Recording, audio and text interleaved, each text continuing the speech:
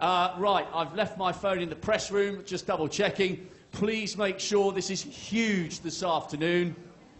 The Rocket is very accurate with his cue, aiming it into the crowd as well as on the table. Please, for goodness sake, make sure that you turn your mobile phones off. Sorry for harping on about it, but it is really, really important. Right, we're going to have a little bit of fun in a minute. What's happening there with the Dutch? What's going? Where's the orange ball? Are you the husband?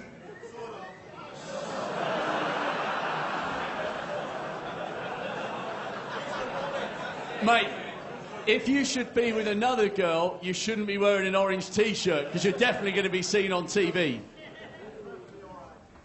OK, we'll leave you to sort out that domestic. What's happening over here, guys? Can you stand up in the green? If he meant that, go on. Where have you come from? What's your story? Somebody, who's the...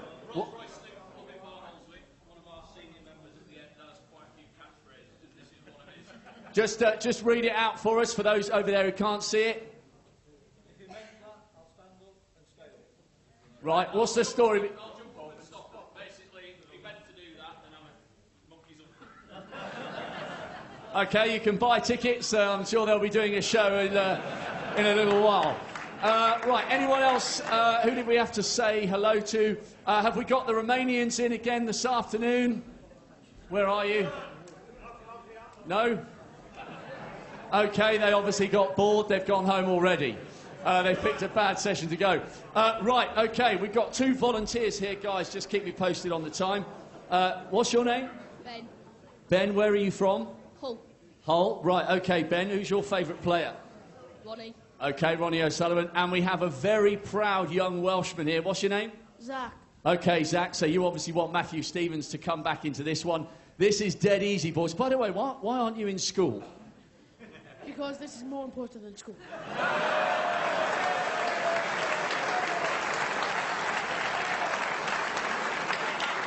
Son, with that attitude, you're probably going to end up being Prime Minister. Brilliant. Right, OK, you're going to be Matthew Stevens, you're going to be Ronnie. These lot are going to absolutely raise the roof when you walk out. You know the score, we're going to go through the stats and blah, blah, blah. When I read out the name, you emerge. When you get to here, this big friendly cameraman will be shoving the camera in your face, giving a big wave to everyone.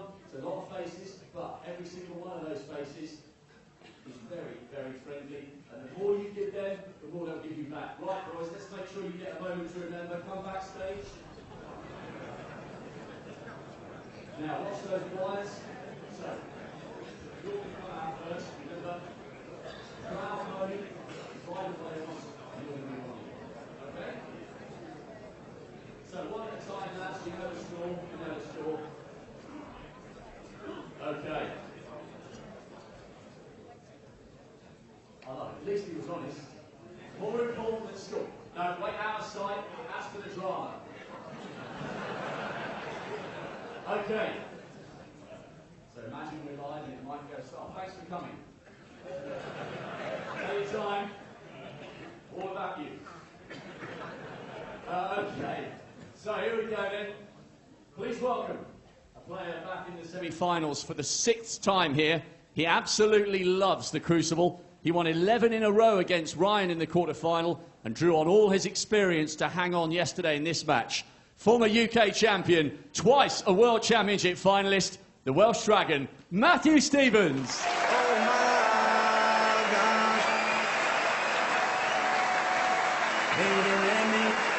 I did it again, so I'm gonna let go. Oh my, baby, let me.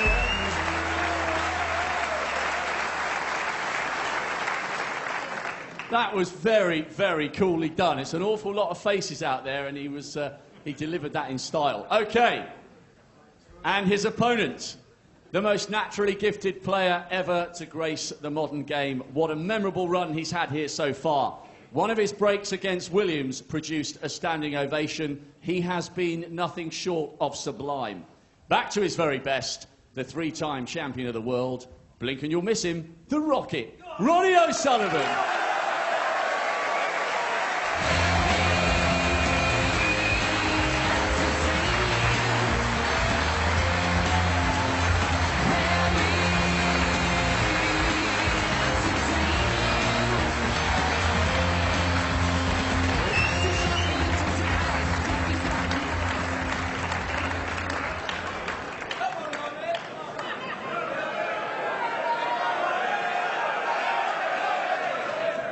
Rule number 1, son, if you're in the spotlight, always milk it, and you did. OK, let's give the two lads a round of applause as they go back to their seat.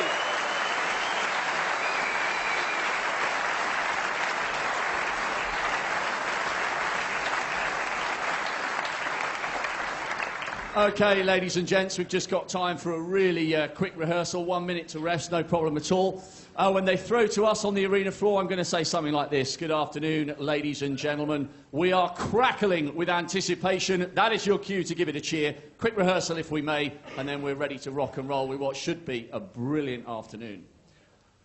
Well, good afternoon, ladies and gentlemen. We are crackling with anticipation here. Bloody, bloody, bloody, bloody, bloody, bloody, bloody. Brilliant. I don't even need to say enjoy this because I know you will. It's going to be a rocking afternoon. Make sure you lift the roof off when the two players come down. Matthew's very much still in this match, but Ronnie's on fire, and this could be a super afternoon of snooker. Thanks for spending the money and taking the time to be with us. We are live in just a couple of minutes' time. Enjoy.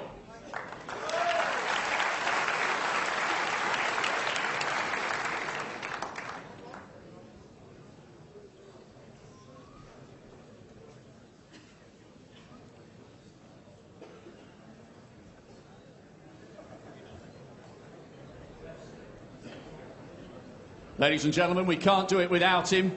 He's from right here in Sheffield. He's overseeing his first Crucible semi-final. He's really enjoying it so far. Let's give him a big hometown welcome. Your ref, Brendan Moore.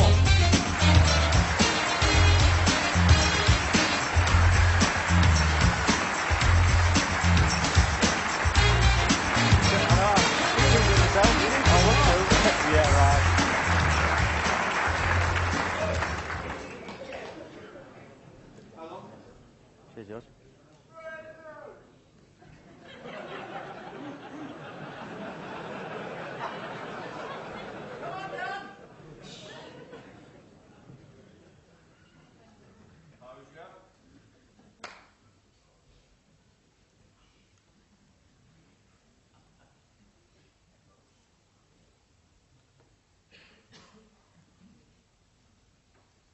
No players yet, apparently, but they will be there, I can assure you.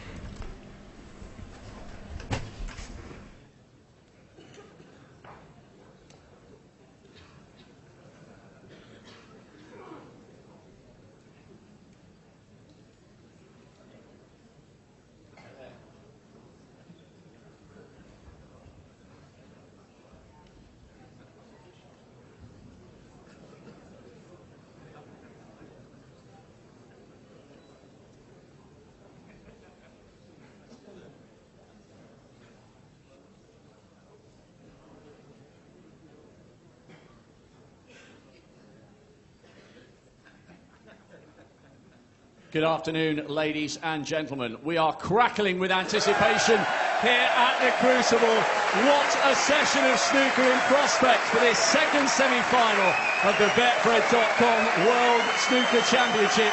Don't take your eyes off this match for 1 single second.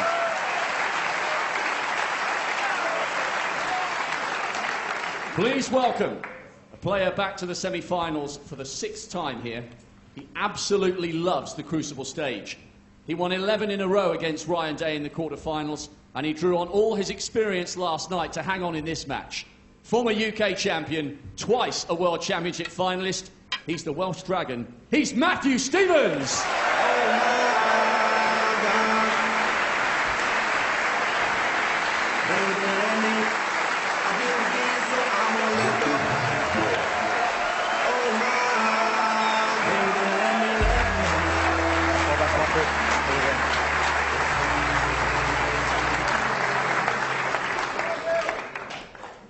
And his opponent, the most naturally gifted player ever to grace the modern game. What a memorable run he's had here so far.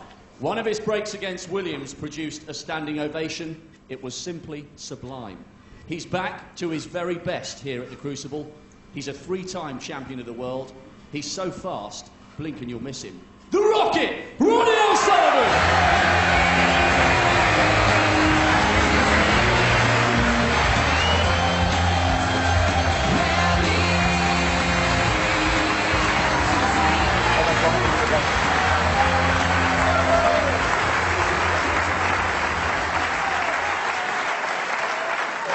This is liveworldsnooker.tv, and this is the Betfred.com World Championship semi-final between Ronnie O'Sullivan and Matthew Stevens. Put your phones and cameras down now, Session please. 2 of 4.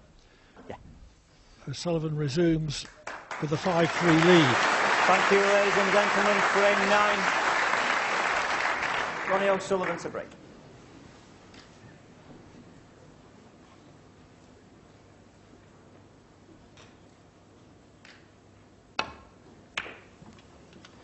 Yesterday, O'Sullivan led 4-0, but seemed to tire in the later stages, and Stevens came right back at him, winning 3 of the remaining 4 frames to limit his overnight deficit to 2.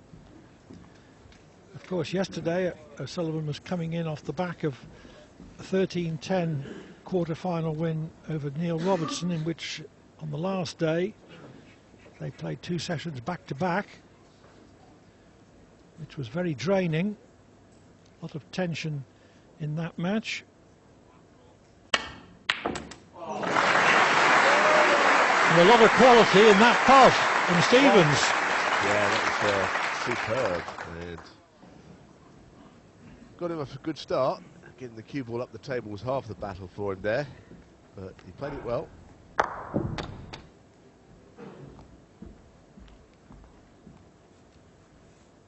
I expect this to be a better session of snooker than last night, as Clive was saying. Signs that the players a little bit jaded, I thought, especially Ronnie, but we shall see. Matthew Stevens plays well here at the Crucible.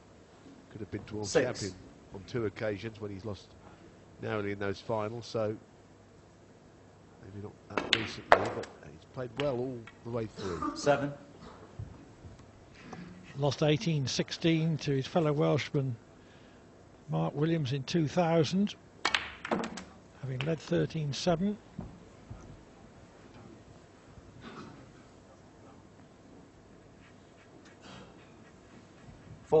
And lost again 18-16 to Sean Murphy in the 2005 final. Apart from those 2 finals, he's been in 3 semis prior to this one.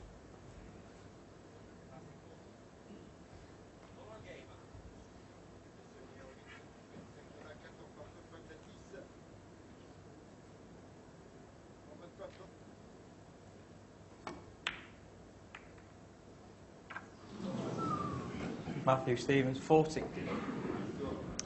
He was a bit uncertain positionally. Well, he neither got on a colour or left a red.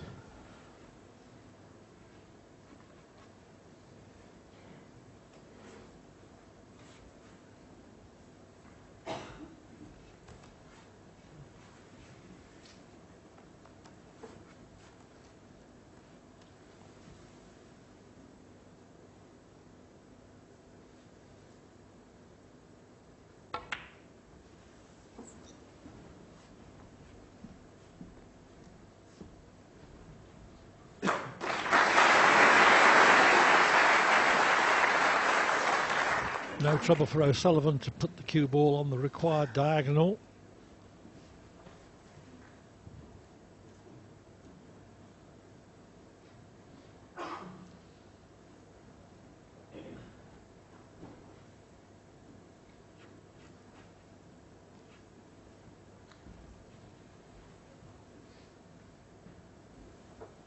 Matthew Stevens has a career high ranking of 4th, but dropped out of the top 16 before regaining his place this season.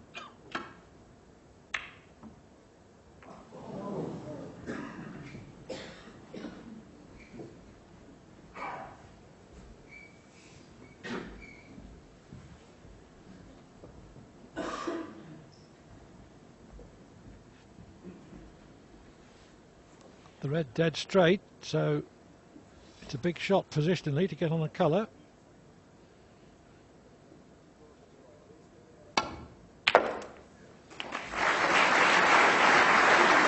Well, we played it with a bit of topspin and it stopped the cue ball from travelling too far because it goes the other way. Once it hits the cushion, you see the ball just half stopping in its tracks. Just managed to manufacture a slight angle.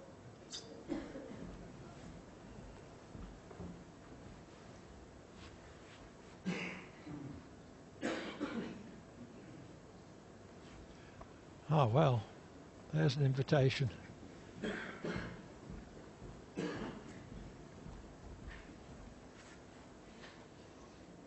Don't know which Ronnie it is though.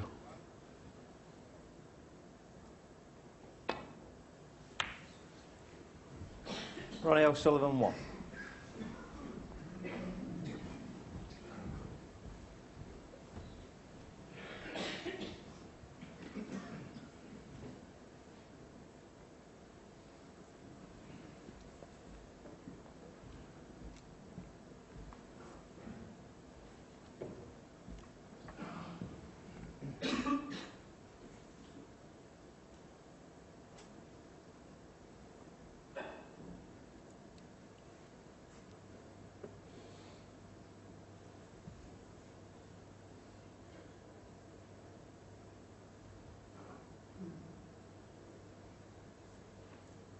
Well, you can get through to that red, as you see, but what you can do with it is not so straightforward.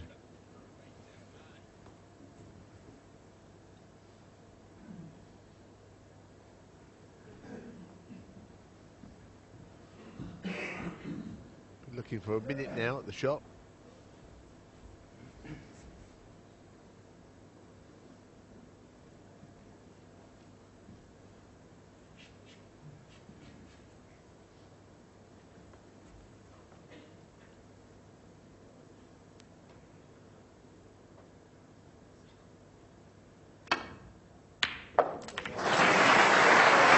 Staked everything on the pot. 1.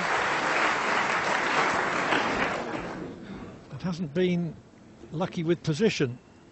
I think it's the only red he could see, and see the potting angle, why not? The safety shot looked impossible. It's 2 great reds he's potted already.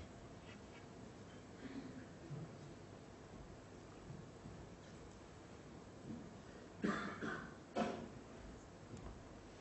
although he hasn't got much position from that long red, at least he gets another shot. Yellow ball.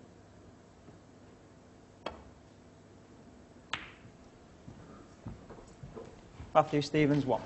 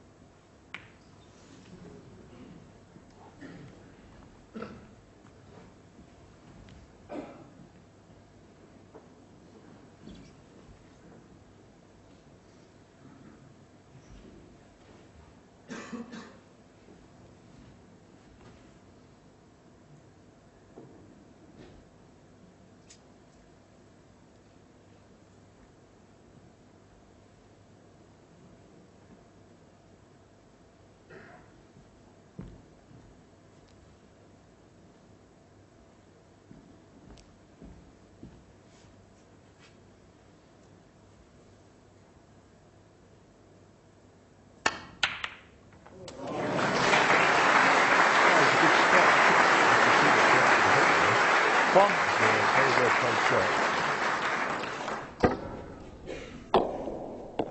3-ball plant, wasn't it? Matthew spotted it and he got it. Well, Stevens has played 3 great shots already in this opening frame. And now at the 3rd attempt, he's got a 8. chance to capitalise. 9.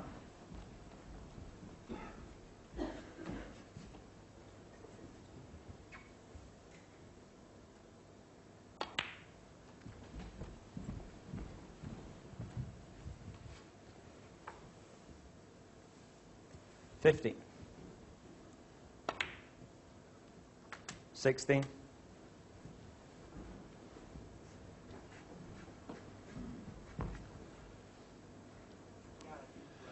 O'Sullivan hasn't really had a chance in this opening frame.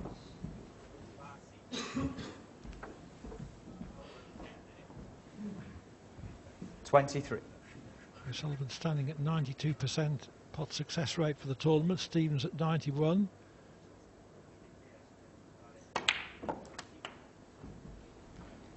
$24. He's come out very confidently today, yes, Matthew. He sometimes gets a little bogged down nowadays. Looks at shots for a little bit too long, I think, but not here. He's come out in a very good frame of mind. I think he was 4-0 down. If he can get back to 5-4, and he's done pretty 31. well.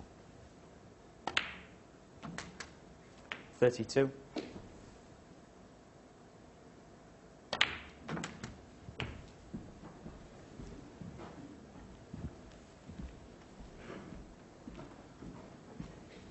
$39.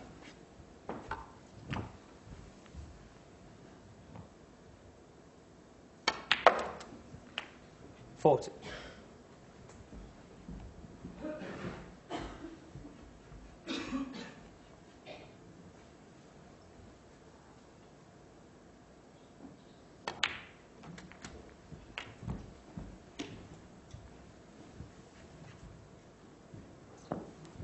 $47. So this is frame ball. 48.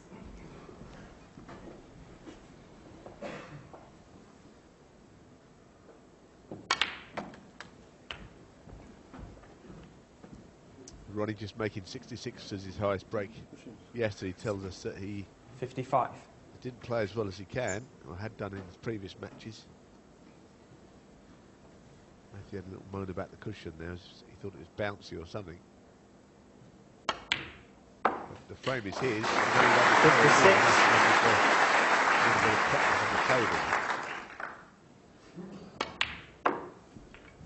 Stevens polished off the last frame last evening with a break of 80.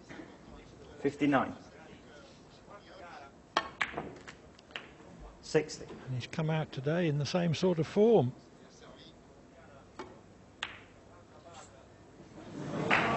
Matthew Stevens. 16. Stevens picked out a 3-ball plant to start that break and progressed it to take the frame and reduce his arrears to only 5-4. Great start by him.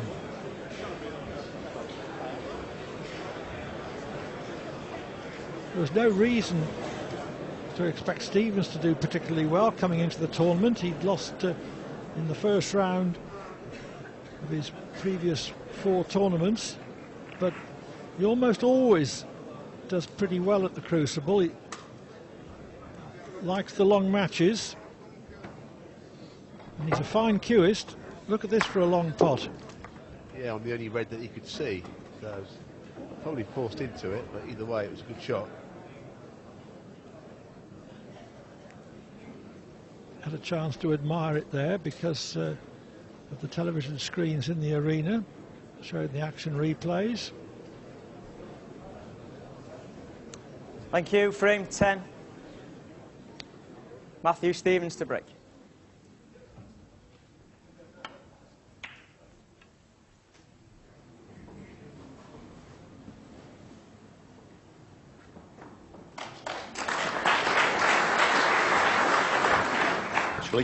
the party's now got fewer.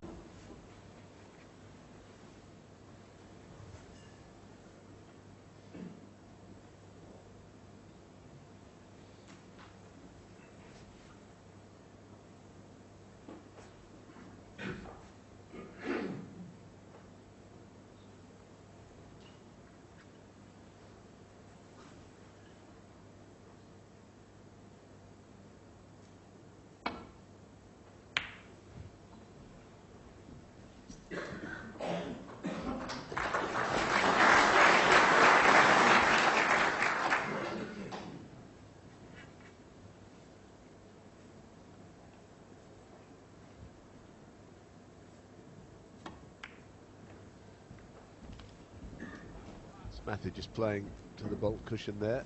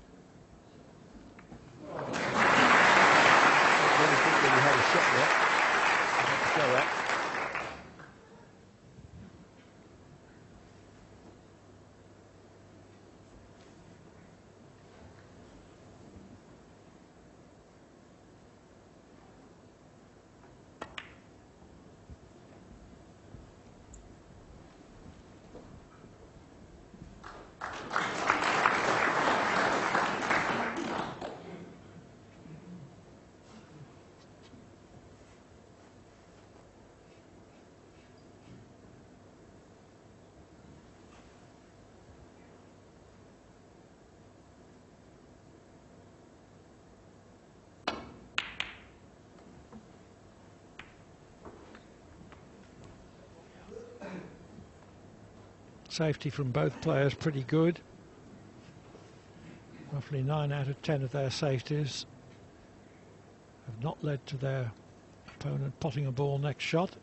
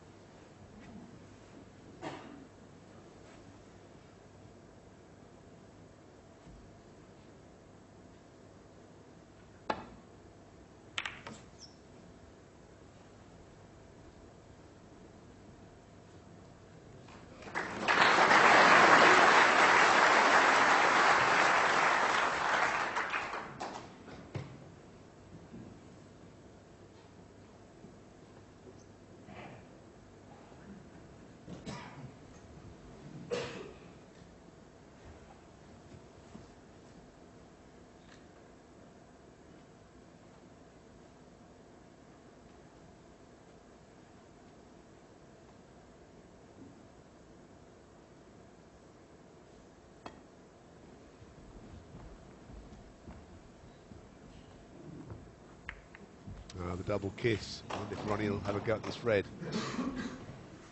Easy down that cushion. And also the angle he'll have on the black is not ideal.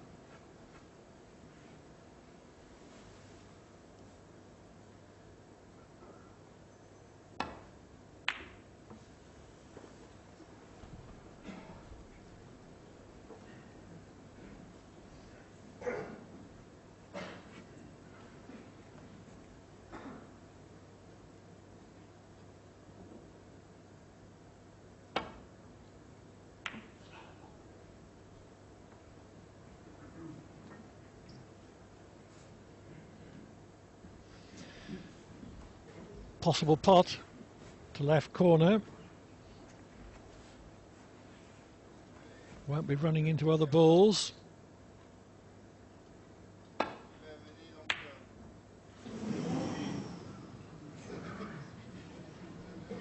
Yeah, very close. It's left the red on, but it's very thin.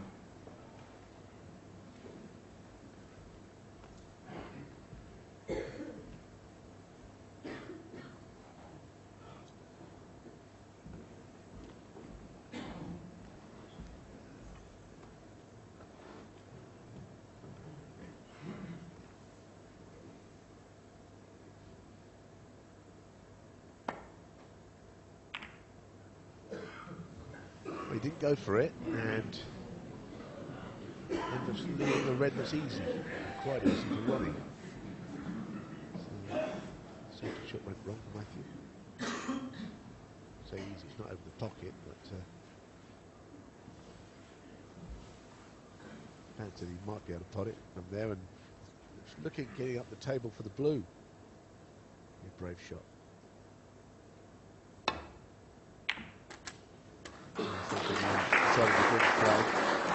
One.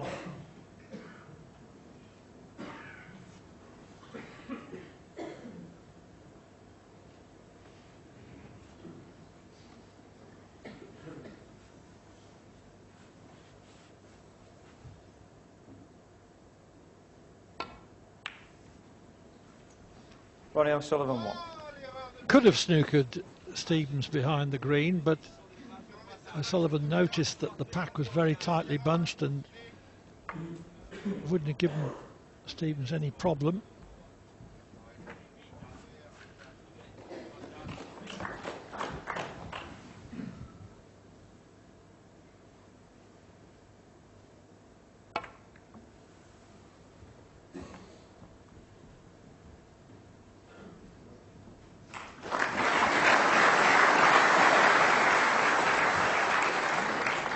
He's got the cue ball over the awkward side.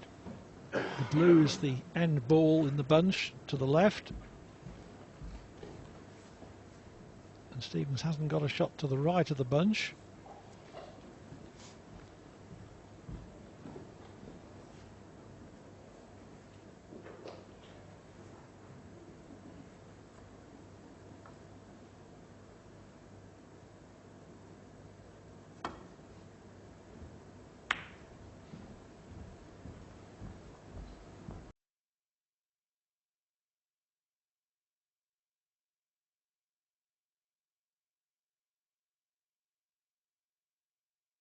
By 4 frames to 0.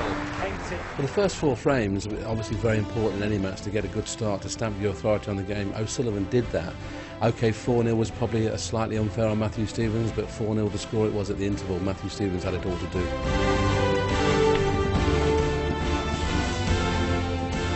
He deserves a good round of applause. He judged it perfectly. One. You betcha. Very good shot. I think sometimes when your opponent is struggling, it can affect your own game.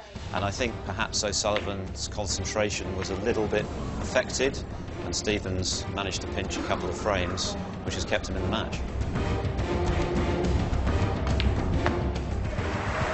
That 80 break gets Matthew Stevens to just 2 behind, 5-3 to Ronnie O'Sullivan.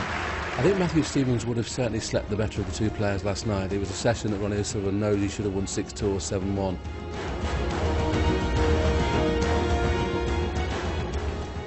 Well, after the controversy of the early part of this tournament where Mark Allen questioned the integrity of his opponent, it was a good session of snooker, but also a good session for snooker. Yeah, it was quite evident that the sportsmanship of both players came to the fore in that first session. An awful lot at stake. But as we can see from these fouls, even the referee couldn't see it, and it's very hard to see it even in slow motion time. But there you see the cue ball, when he played the shot, sort of came off the tip of the side of his cue, and even here in this slow-mo as well, that you cannot see Matthew Stevens push away, but he knew himself and he owned up immediately. And again here, Ronnie O'Sullivan hit the red as he was bridging through the 2 reds, and has just hit this ferrule, and only Ronnie O'Sullivan would have known. Very, very hard for the referee to see that. But it, as again, evidence of the great sportsmanship of snooker and the snooker players involved. Well, I'm sure there's going to be more of that to come in this second session.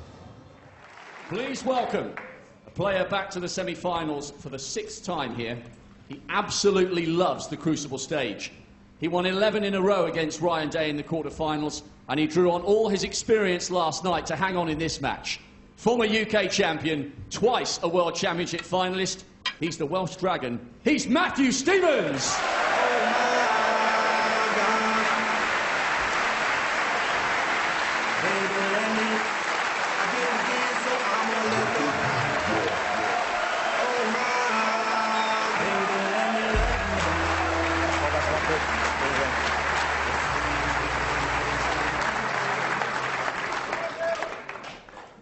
And his opponent, the most naturally gifted player ever to grace the modern game. What a memorable run he's had here so far. One of his breaks against Williams produced a standing ovation. It was simply sublime. He's back to his very best here at the Crucible. He's a 3-time champion of the world. He's so fast, blink and you'll miss him. The Rocket, Ronnie O'Sullivan!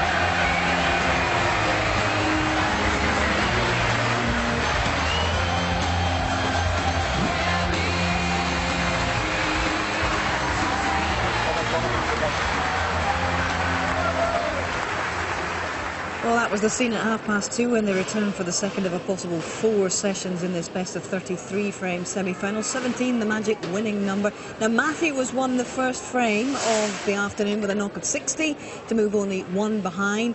And we are going live into frame 10 now. It's been going about 12 minutes, watched by 2 world champions, Stephen Hendry and Dennis Taylor. What's the situation now? Well, the situation is, Hazel, as you join us, Ronnie has managed to get himself in. It looked like it was going to be another awkward frame, but Matthew missed a long attempt at a red, and he was a bit unlucky 22. To push one on. This was the shot he had a go at, wobbled. It went across, freed the red here, and Ronnie has got the ball sitting like this in an ideal position. He got very little chance in the opening frame. 29. Because Matthew Stevens started with a fabulous pot. This was the very first shot. Have a look at that for Kearing.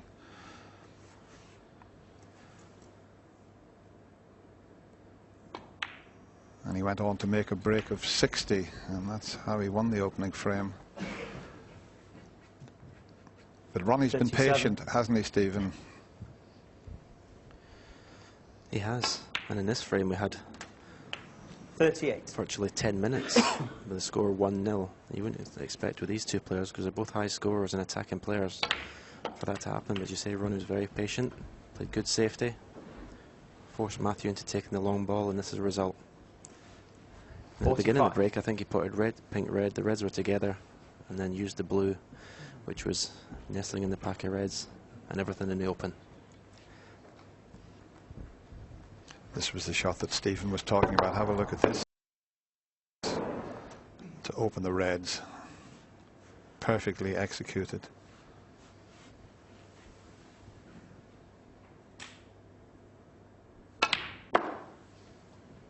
.46. Didn't quite time that as he normally does. He's further away from the black than he wanted. So he's left with one of those tricky little ones along the cushion.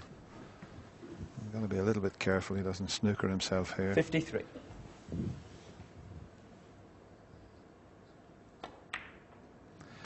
Played perfectly, 54. And he's got the angle to go into the little triangle of reds there. In fact, if he hit the left of the 3, they would open beautifully here.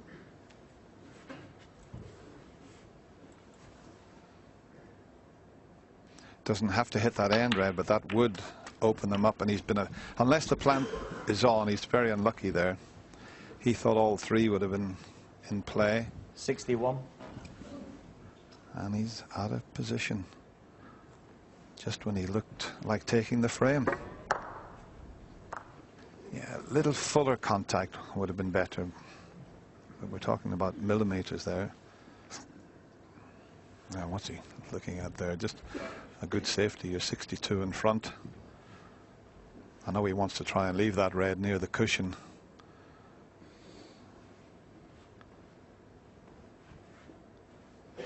You can still leave it near the cushion if you play a little thin one, Ronnie.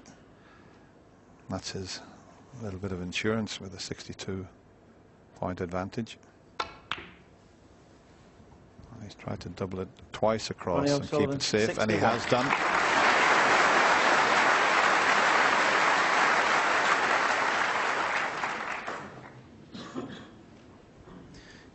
Clever shot leaving the white at that side of the table, because with the red and pink there, it makes it really difficult for Matthew to play the right-hand side of these two reds together and get back to bulk, because if he catches it just the slightest bit thick, he'll cannon into the red and the pink.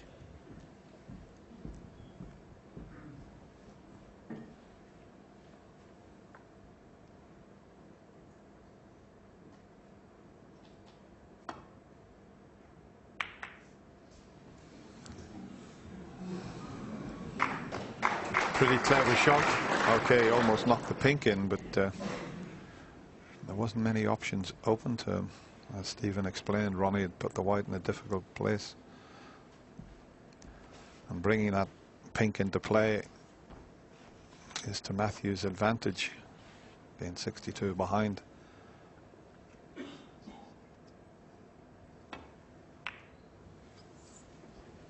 I mean, some of the safety play has been excellent in this match. As I say, we've had a few awkward frames in last night's opening session, but it was very entertaining. There's that safety success rate again, only at 91%, and Matthew not far behind.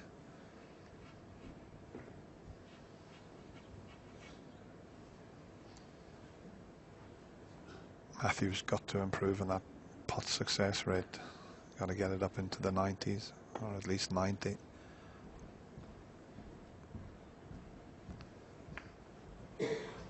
Now Ronnie will take this up into the corner because he can screw back, leave himself on the pink. It's a free shot, this. This could win the frame for him. Looking at the scoreboard, if he was to pot this and the pink, Matthew would need a snooker. And he won't be far away.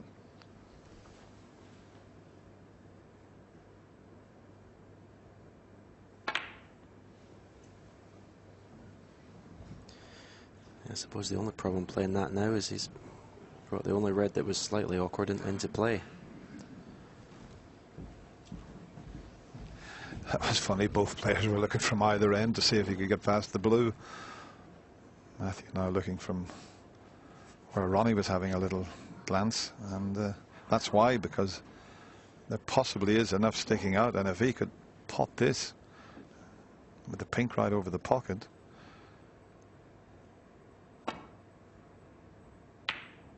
And he has done.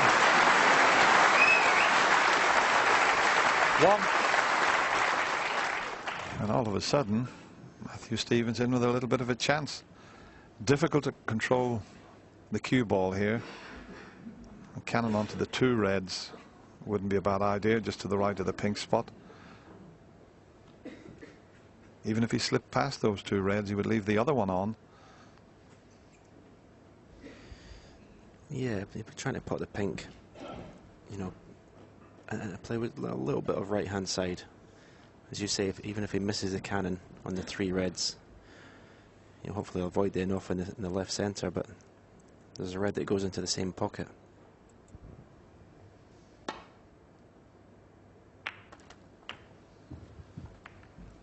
He's got the cannon, and let's see when the pink is respotted.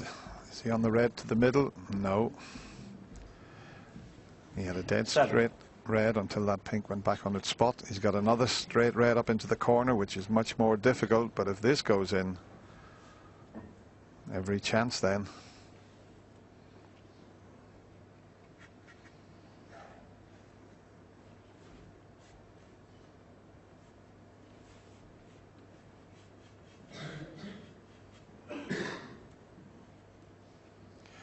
Just making sure he's got the angle to get himself on the black. He's got to screw back and miss the black. And look at this shot.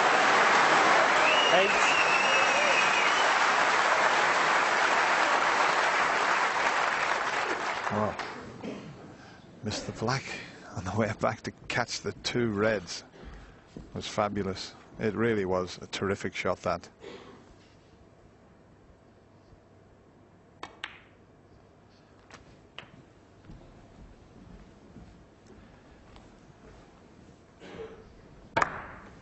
Yeah, he just could avoid cannoning the black, but to cannon the 2 reds was top class there, Stephen. Yeah, I mean, I've seen the shot, but I just didn't think he would play it. I mean, it just shows tremendous confidence that he's got at the moment.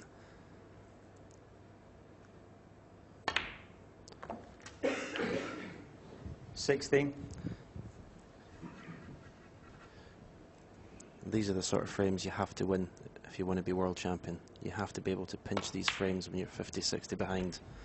Really, really hurts your opponent. Yes, it's something you did throughout the 90s. And it's something that Steve Davis did throughout the 80s. And that's why both you players dominated the game for so long. Also, John Higgins, who's won 3 of the last 5 World Championships. I think one of his greatest strengths, being able to pinch frames. 27.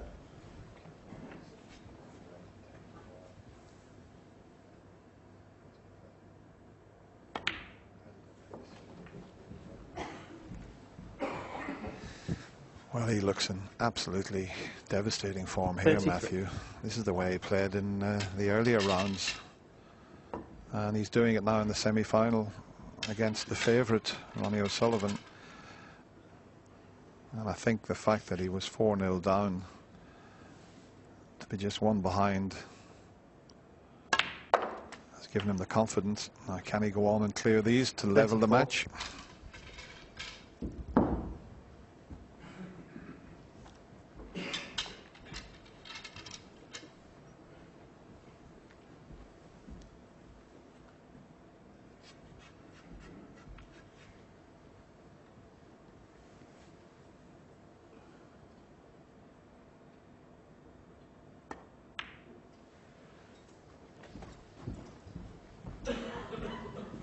That's not absolutely perfect. That's when the black comes back up, the yellow comes 36. back up again.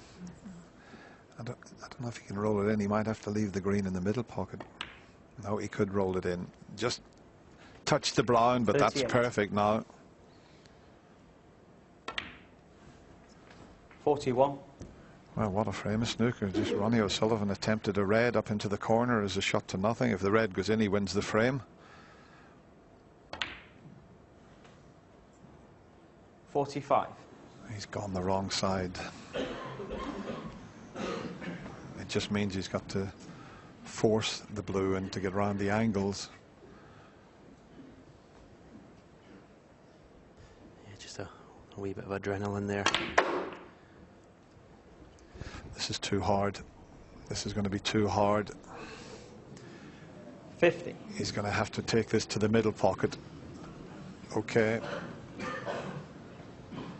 It's a thin cut to either corner or middle pocket. I think the middle pocket, the white will come around the back of the black. He would leave himself on the black, but boy, this is tough.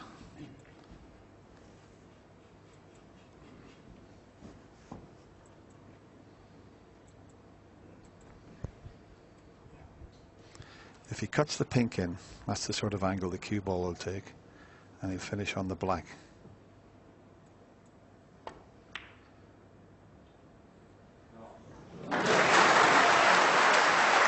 It's come up just a little bit short. Ronnie can only sit and see what happens. It's a cut back. I don't think the white will go anywhere near the middle or corner pocket. And there's that mannerism. He lines the shot up from behind it. Can he pinch this frame? He certainly can.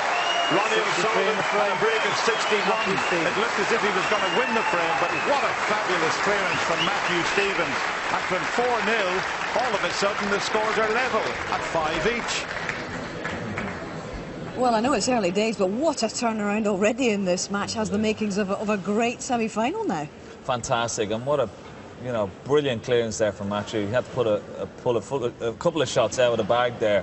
Didn't get perfect on the pink, got a good pink into the corner, but the opening red, not the opening red, but the red that developed the whole break is the one into the green pocket. Not only is he trying to get on the black here, but see the two reds just left of his shoulder there.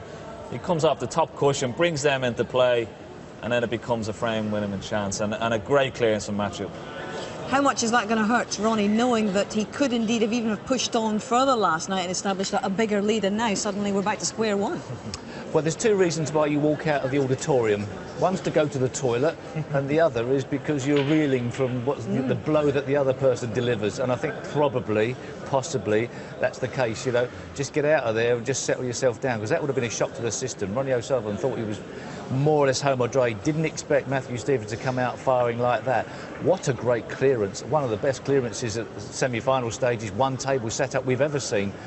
Obviously, we're talking about Alex Higgins as one of the greatest. That was on a par. Perhaps he was more in position than in Alex's great break all those years ago. But, well, even the black was missable at the end. What a fantastic... and that's what it's all about. Matthew Stevens, obviously, he's been the distance, but he is a quality cueist. We know that. The question marks would be about his temperament. If you were going to go to that level, I think that answers a few of them. And so important for Matthew to underline the fact that he is able to compete in this semi-final at this point. It sends a huge signal out to Ronnie O'Sullivan that he's involved in a match. It doesn't matter if you got 4 frames up, I'm still in this match, and he sent out a huge signal to Ronnie O'Sullivan. Oh, I think we're enjoying this. I hope you are at home. Great.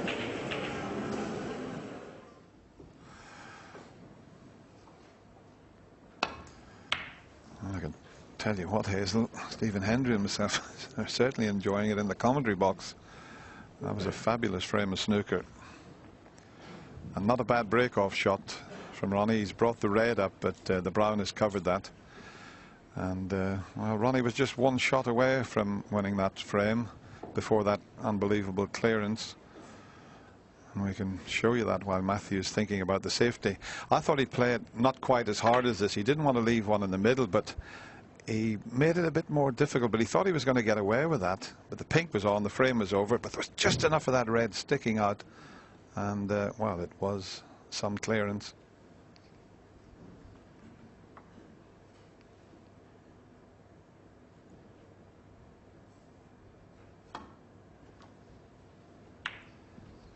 It's amazing, Stephen, when Ronnie breaks off with his left hand, most of the time the two reds finish either side of the black. It's been incredible the number of times they've finished up there.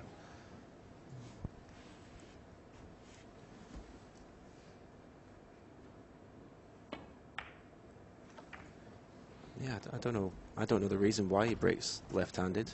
I don't know. Do you know, Dennis? It just seems he can see the angle better, but every break-off seems to push those two. They always seem to come there, but that last shot he freed the black with his safety.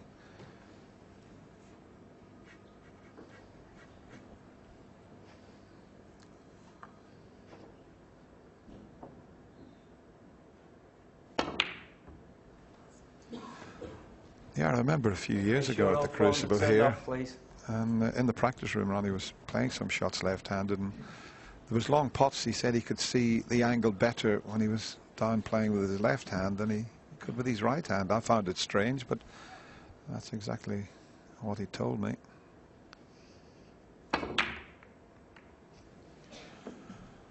And once again, we've got another awkward frame. There's been quite a few frames where the reds are going up the other end, and there's one long red available, and if this goes in, he potted one like this in the previous frame and cleared up.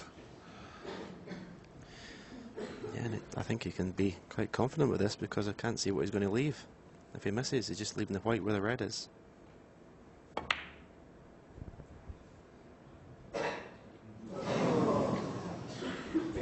The only red he could leave was the one he played.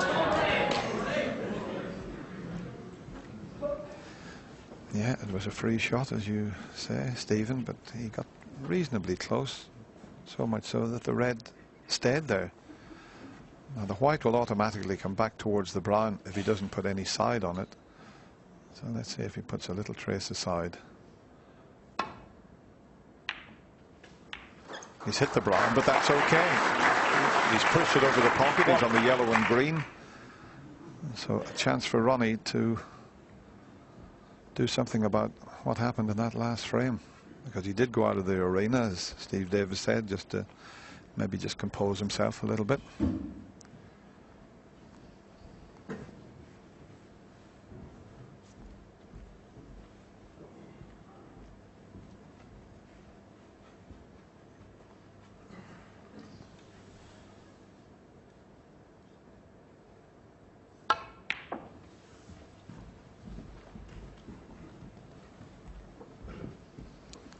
I'm not sure if the pink is available into the left corner. I don't think it is. So it's not straightforward yet. There's a little gap here to get on the blue. Well, in fact, you can hold it for the black, which is even better.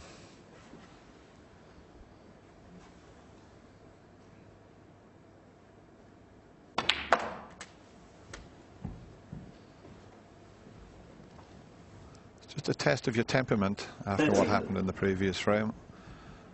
Let's see if Ronnie can make a frame-winning break here.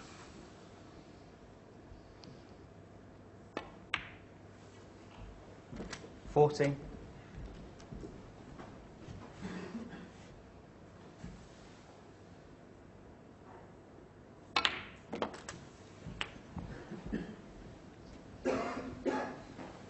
Just having a quick glance to see if the pink's 21. available into the right middle pocket. 22.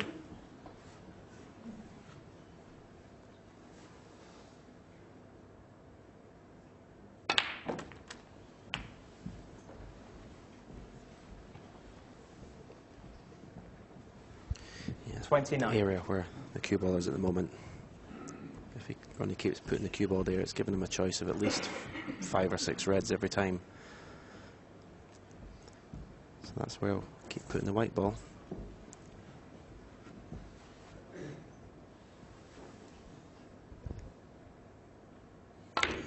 Oh, what a kick. And if the blue doesn't go up past the red and the pink's not available, that is an unbelievable bit of bad luck to see that red stay on line, but the white just completely off its normal path. He would have been perfectly on the blue, and that, well, I said it was a test of Ronnie's temperament. That's all you need, Stephen, whenever you're battling your way back into this frame here. It's got to be the most annoying thing to happen to you on a snooker table. And it's very rare to get it on that sort of shot, that little stun shot.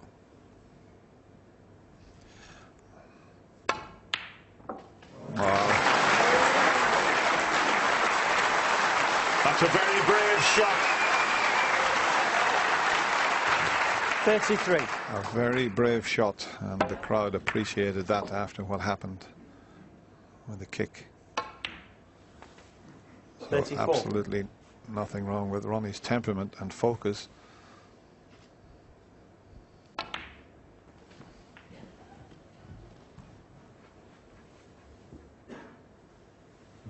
$39.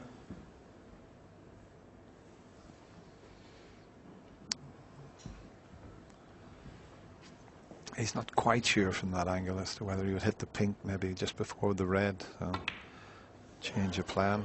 40. He'll try and get on it again. He's leaving himself options again.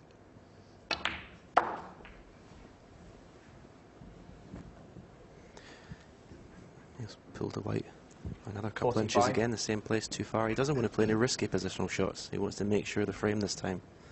That's why he's not taking the red next to the pink. It's not 100% what will happen with the cannon. 46. Yeah, people think you're thinking 5 or 6 shots ahead. You're leaving yourself options after you play a couple of shots. And once again, he's tried to get on that red. And this time, has he gone far enough? He's got the other reds into the right corner. 53. And he just can't get the white directly behind the red that's next to the pink. He doesn't want to risk the little cannon, but I think he's okay this time.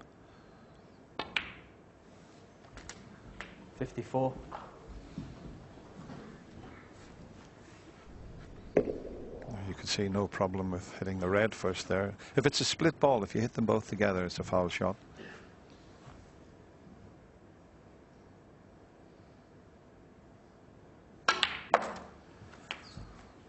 Well, this semi-final is getting better by the frame as Ronnie under-screws that shot.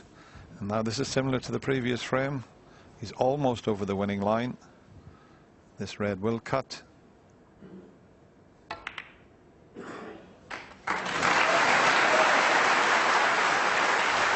There's still a possible 67 on the table as he looks at the scoreboard. He needs another red if the brown passes the green, that is.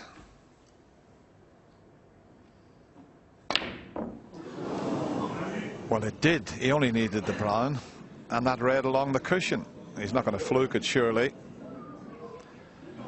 Ronnie O'Sullivan, 62. But he really did hit that harder than I think he needed to do. Okay, he needed to force over behind the red, but he really gave that a good old bang. Quiet down, please. Thank you. But you know, it all started with that red next to the pink. He refused to play the red twice because he wasn't sure the cannon. He played it, he landed a little bit awkward on the black, and then got out of position. Do you know, I think it's virtually the same score as it was in the previous frame. He led by 62 points and lost the frame. Okay, the balls are slightly different this time. It's a more difficult clearance, but we know how Matthew's cueing.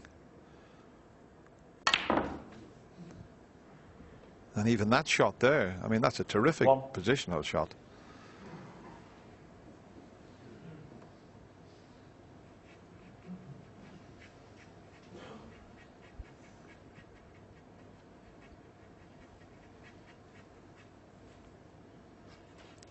There's one safe red, the one near the cushion there.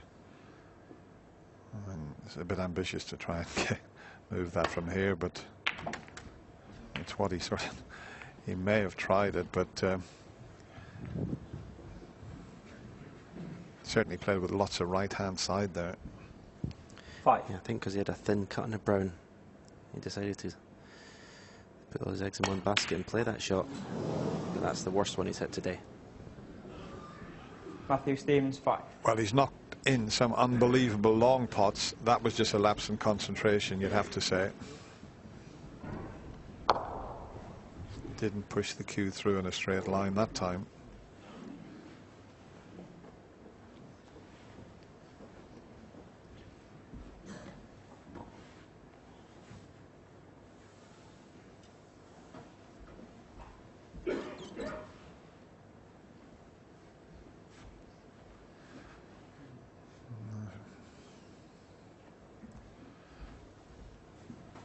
There's the difference, 57 with 59 remaining, so getting a red up the other end of the table is a pretty good idea.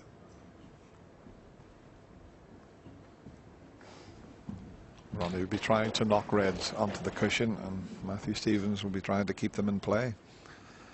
But he's a strong favourite for this frame now, is Ronnie.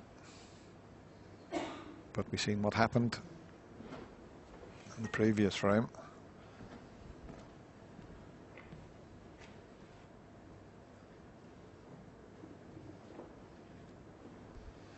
He could take one pink, the rest would have to be blacks.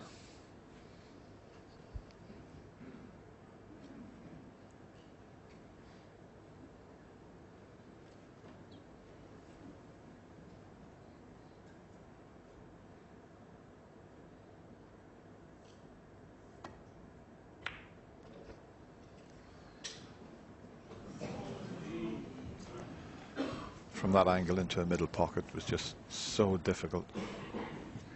But he hasn't left it on. It's not cuttable.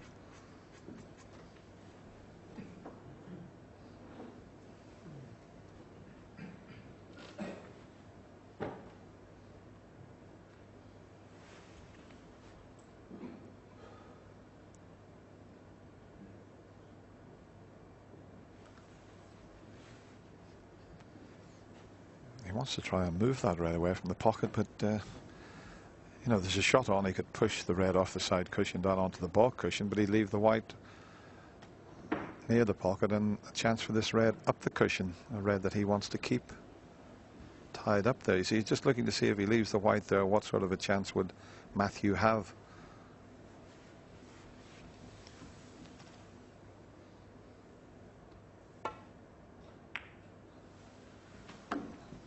Well, believe it or not, he's tried to get the snooker on the red he's played with the corner of the middle pocket. If he had a nestled on that cushion, he would have had the snooker.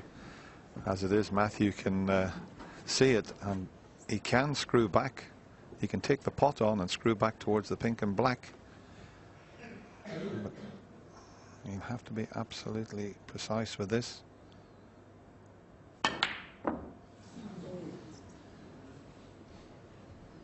And the red, is it going to come far enough up the table? Can you see enough of it to take it up into the corner?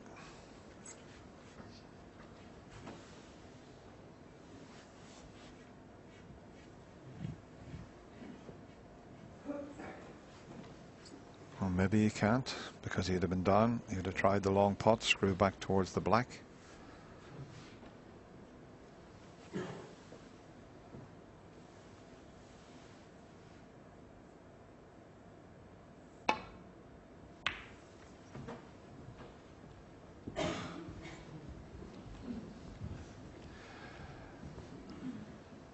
So as I mentioned, Ronnie's knocking the red safe, and Matthew's trying to bring them back into play.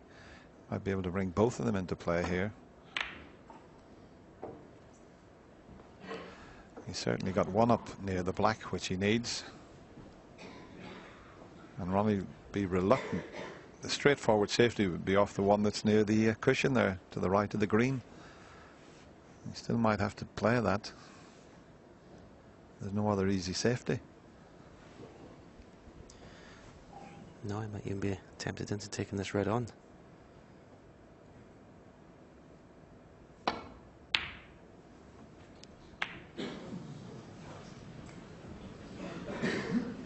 It's always a danger when you miss that pot by a long way, getting a double kiss. If the black pot's in the right corner, you'll be able to just drop this red in. White off the cushion and black in the same pocket.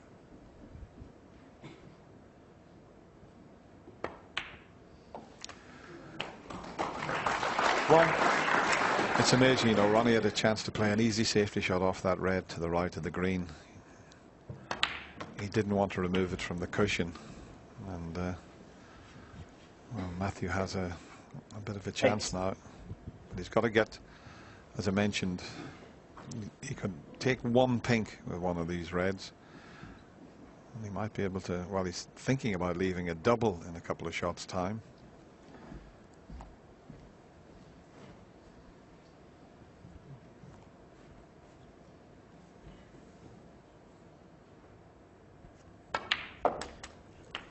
Yeah, it just shows you how anxious Ronnie is to get that first frame on the board.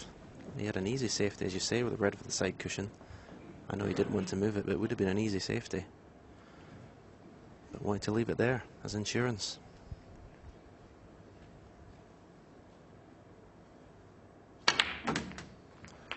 Well, he's played for that double.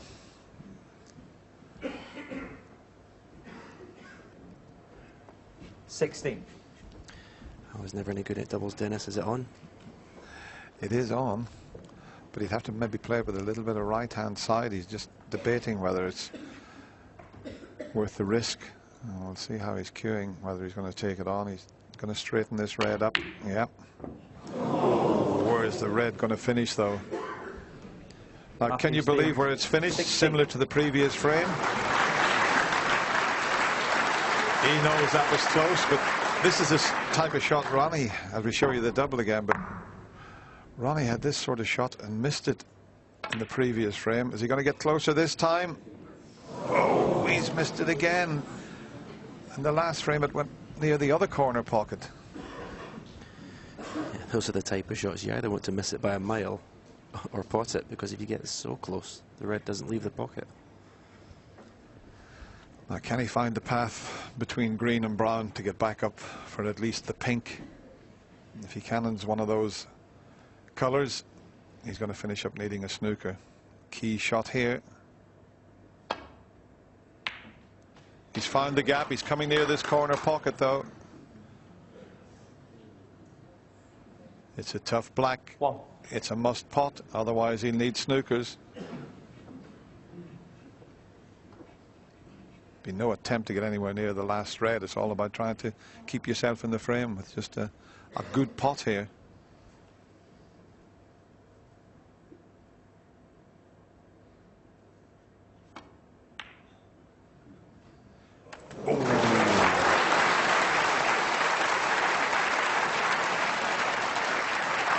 Matthew, I think the crowd, I think everyone thought this black wasn't going to drop. Well, I didn't think it was going to drop. So all of a sudden, one good safety shot, and if he can send this red around the angles, I mean, the yellow's slightly in the way of the cocked hat, but he still might get it around behind the black. And now he's just played it twice across, but Matthew Stevens. well, he hasn't played it as he would have liked. This possibly cuts, but boy, it's tough. Will he even risk it? Well, he just played the safety.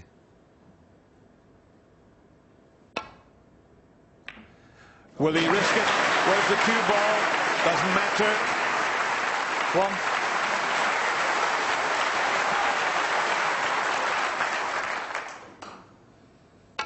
And it'll be a very relieved Ronnie O'Sullivan. It was near enough, a little bit of deja vu. A 61 in the previous frame. Matthew cleared up with 63.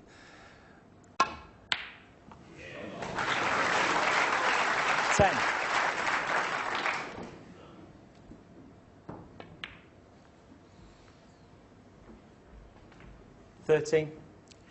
Two fabulous opening frames. The rest of the semi-final is like this. Still no century break, but it doesn't always have to be centuries to have exciting snooker.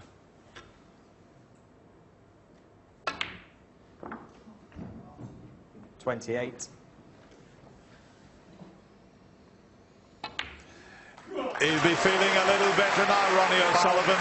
He made a break of 62 in that frame, and Matthew Stevens had a chance to pinch it, but that terrific pot gave Ronnie the frame. He's back in the lead, 6-5.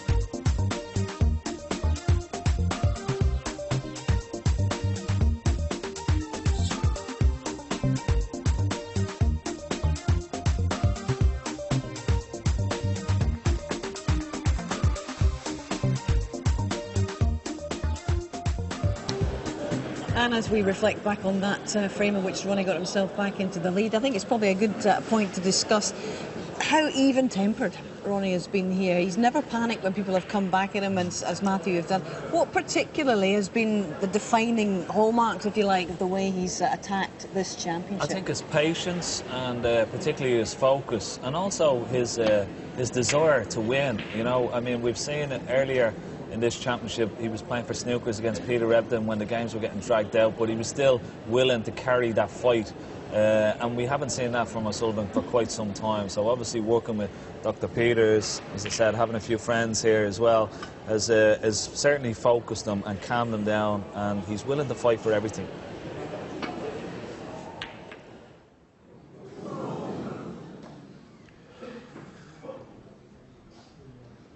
Yeah, every year we come to the Crucible. It's always the big talking point about Ronnie O'Sullivan. 17 days is a long time. We've seen in the past for the first week where he's been terrific, playing fabulous snooker, and then all of a sudden could lose it in the second week and lose that patience and focus that he now has. He's a different player this year.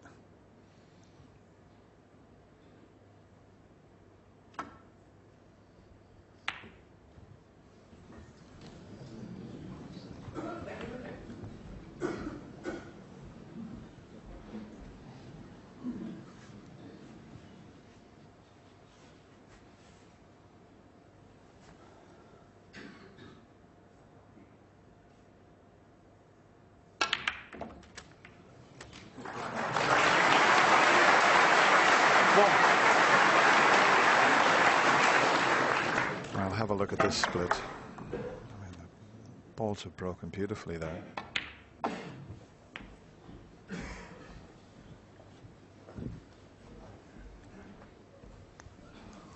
Yeah, that shot to split the pack just hits the ball so well. There's no effort at all. It's just pure timing. You'll see a lot of players hit that really hard to try and get the action on the white. Well, he doesn't have to do that. I mean, these tables are playing beautifully. They're super fine cloths.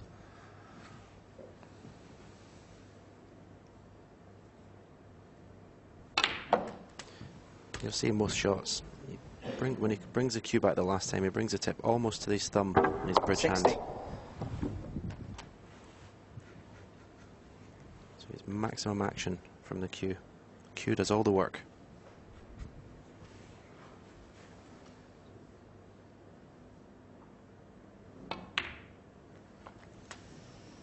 $17.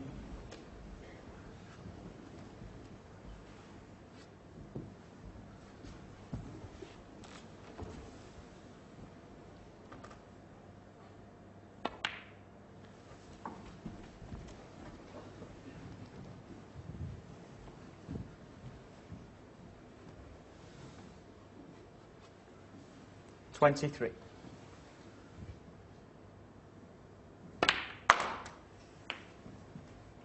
$24.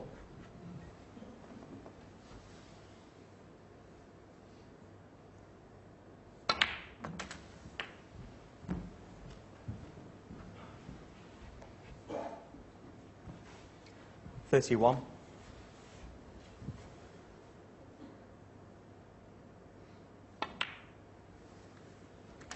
$32. Wow, what a chance here. Just have a look at those reds.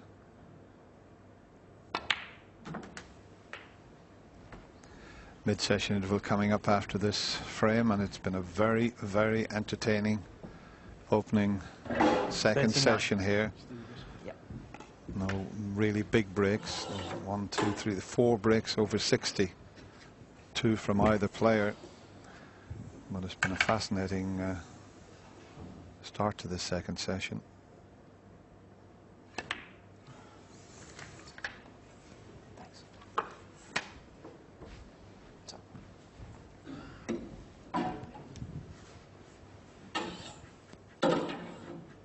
$40.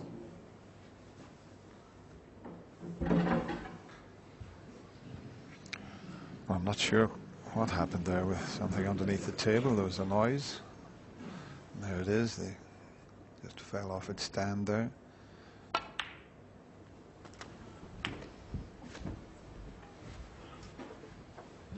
Finished slightly awkward here, so 47. taking the red to the middle. This isn't the one he played for, but that'll do.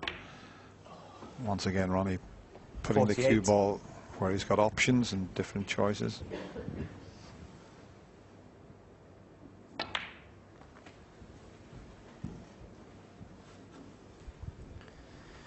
$53. I actually tried in practice, 54. Dennis, to play the Ronnie was playing, bring the tip back all the way to my thumb in my bridge hand, and in practice it was absolutely beautiful. You strike the ball so well, but in a match I just didn't have the confidence to do it. Well, that's the key, isn't it, Stephen? It's all about confidence, and if you do change 61. your technique slightly, it's like a golf swing. If you change it on the practice 62. range, it's terrific, but when you get under a bit of pressure, it doesn't work. So the best way to play the game is the natural way, the way you learn to play, the way you were brought up to play. It's a bit like tying your shoelaces. You know, for the first time it's difficult, and then you do it automatically. And some of these naturally gifted players, sometimes they're better just playing the way they've always played rather than getting bogged down with too much technicality.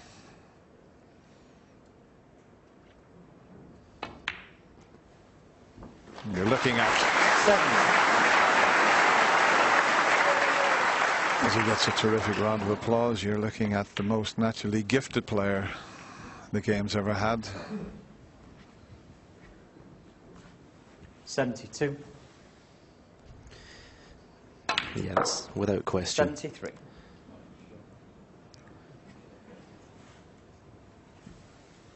Watch how far the tip comes back here.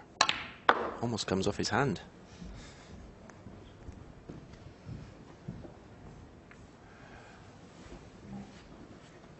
79. 80.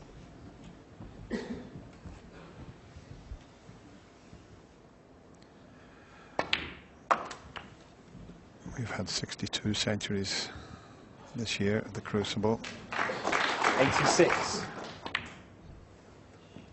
87. Ronnie's had 6 of those centuries. Jamie Jones had 7. Quite incredible. First time at the Crucible, and he makes 7 centuries. 95. And this for the... You have to say it. It's always magical when you make a century.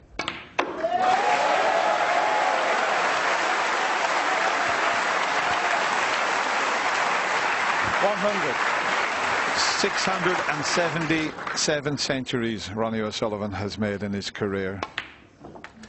101. And another £200 for the Haven House Children's Hospice.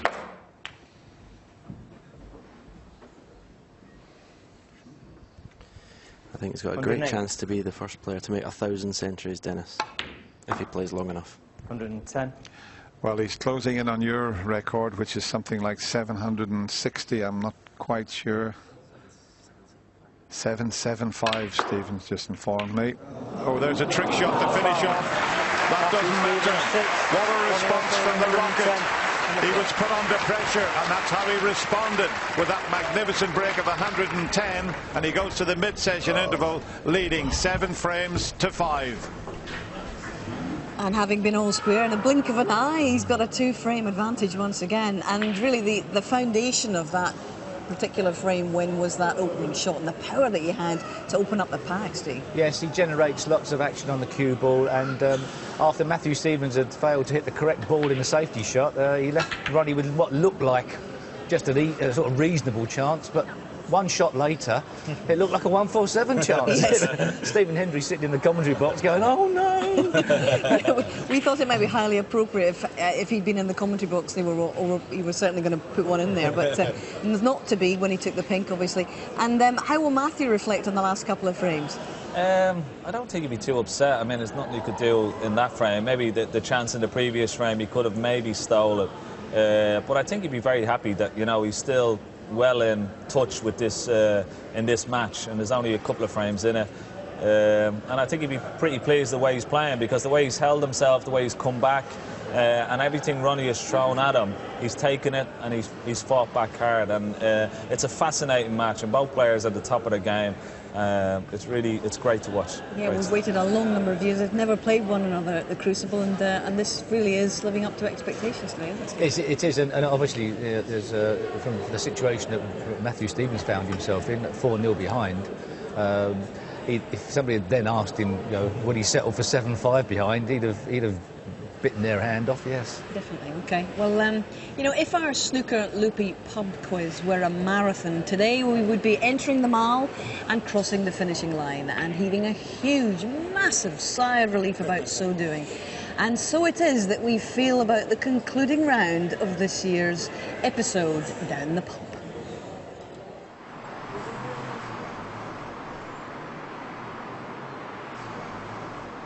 At the end of 2 weeks, we've all been wearing the same shirts. We've all been wearing the same trousers. Steve's been wearing the same pants.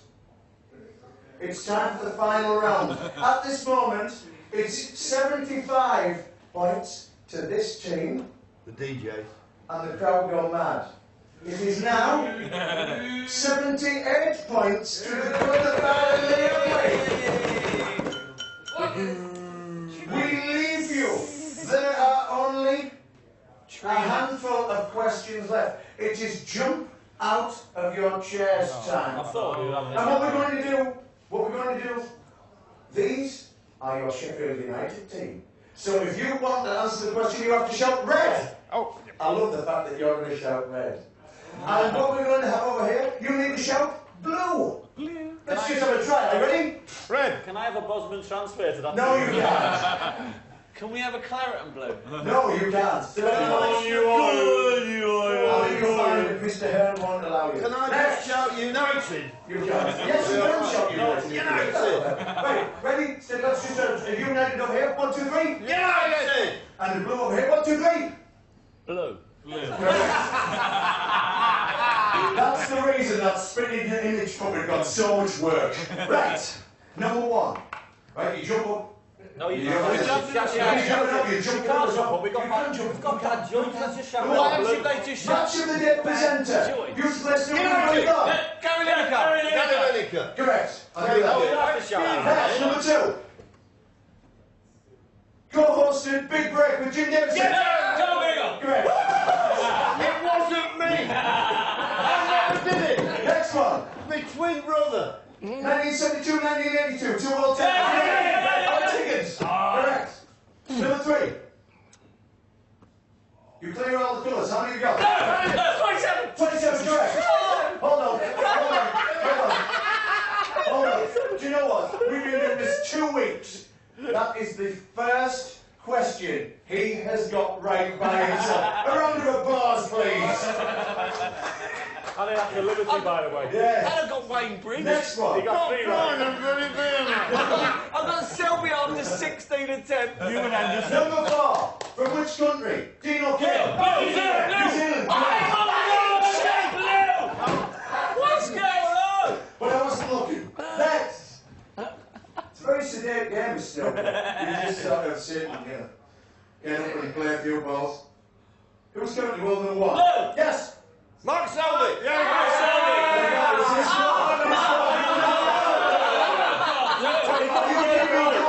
You didn't get it right. Next.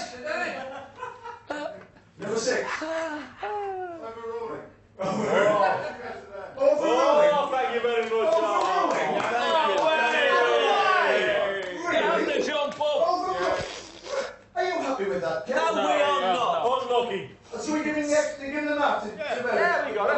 He didn't know where it was, he just stood up. Now just look at the toilet. Number 6. Barry Hearn's. Oh, sorry. Number 7. Barry Hearn's football team. That was Barry Hearn who manages Steve Davis, by the way. Okay. Number 7. Where's he from? Tony Gregor. Yes. Malta. Correct. Malta. For me, I know it is that easy. That was not easy for me. It's for me, I know. Number 8. That was fine. Defending world champion. Yeah. Yes. John Higgins. John Higgins. Oh no, he stood up and he didn't say. He stood up.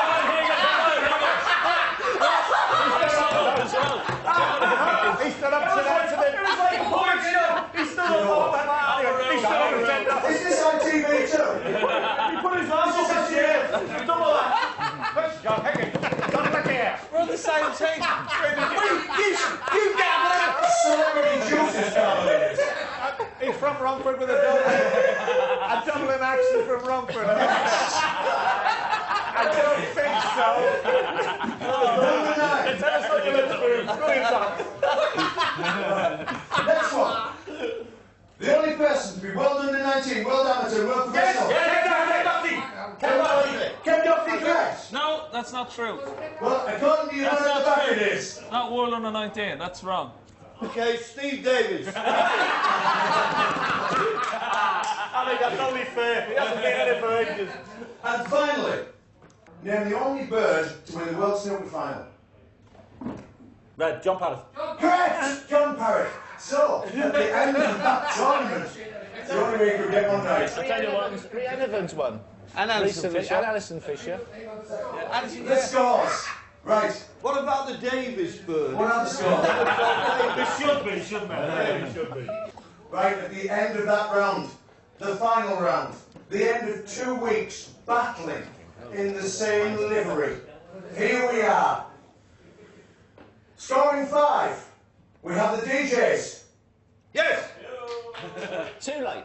Scoring 5. We have the good, the bad, and the ugly. With 80, we have the DJs. Oh, well done.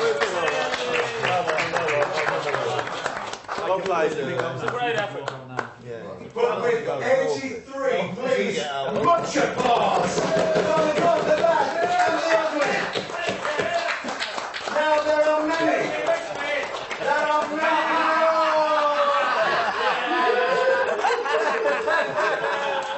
Who's that there? Who is it? Steve Davis. Steve Davis. There are many great spotting trophies, but none wobble. This can be found in any trophy car boot sale. Coming second, leading his team, I give you Mr. Dennis. Go on, take it. Mr. Dennis Taylor, second place. Thank you very much. Thank you very much, sir. Now stay up there, Dennis, because we want this picture. It's okay, But Dennis. We don't winning have to fill it. You're this all mighty goblet. Mighty goblet. Smaller than theirs. But it's got the base that's attached. But winning this mighty goblet, let's just say, settling old scores. Vengeance. Vengeance is a dish best served cold. I give you Team Mr. Steve Davis.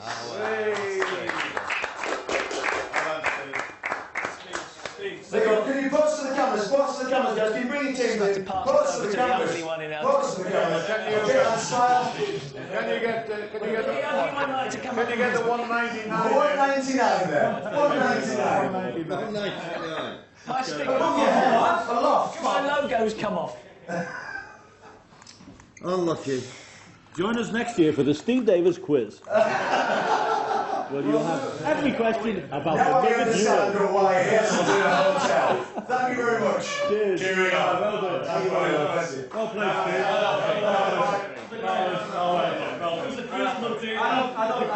I honestly don't think there's enough questions about Davis!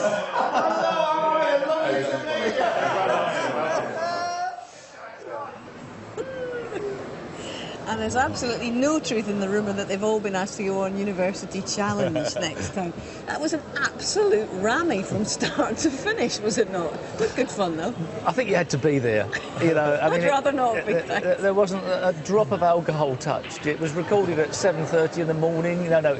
But secretly, though, how upset was John Parrott? very upset. Oh, he's very competitive. He hates losing Yeah. quizzes, Oh, honestly. If there's anything, apart from losing snooker matches, he hates losing quizzes. Do you see him here at all? No. Have you heard him commentate today? Not at all, no. He's been... He didn't want to watch. Yeah, Just mysterious. didn't want to watch. And of course, we're sorry we don't have the other member of the team, of the good, bad, the ugly. We only have the good and the bad, so... Well, to be honest, after Sorry, what he Mark. was doing with that chair, I'm quite glad he's not here. Can we promise that we'll never, ever do that again? Please, Excellent, please, fantastic. Yeah, thank you. All right. Well, there might have been pints and halves or even softies on offer down the local tavern, but you know, well, Steve Davis was in wine glass and canapes mode last week when he was opening an art exhibition. He is such Mr. Social Butterfly, you know. There is an exhibition just a deep screw back from the Crucible, which is born out of a love for snooker. After many years of waiting outside the stage door collecting our signatures, a young lad called Oliver Byrne has taken the art of autograph hunting to a new level. How you doing, Ollie? Nice to see you. How's things? Thank you. All right? Yeah. It doesn't seem that long ago you were standing outside the stage door of the Crucible, pestering us all for autographs. No, What's I going know. on? I know. It's all moved on very, very quickly, to be fair. I mean, when I started off and I was just doing normal autographs, you know, on bits and bobs. And then when I did this project for Duke of Edinburgh, I thought I needed to give something back, you know, so I picked Poland's Foundation, Weston Park, and then saved it for this big occasion. Fantastic. And of course, the little bird tells me you're not actually an artist as such. No. What are you? I'm basically just a sixth form, college boy, so, and footballer, runner, you know, anything other than an arty guy. Basically, I've just done it off my own back, trying to give something back to everyone else that puts effort in for other people. It's just gone pretty mental at such a, you know, big stage. I'm going to hand over to Oliver, who's going to sort of announce the cutting of the ribbon, which will be done by Alan Hunter, Paul's father. So, but before we go any further, over to you, Oliver. Right, and basically, I'd just like to thank you all for coming tonight and supporting me in everything that you've done. And also a special thanks to Poland's Foundation, Weston Park and Bank Street Arts for, you know, providing the place to display it all. OK, so we now officially declare the exhibition open.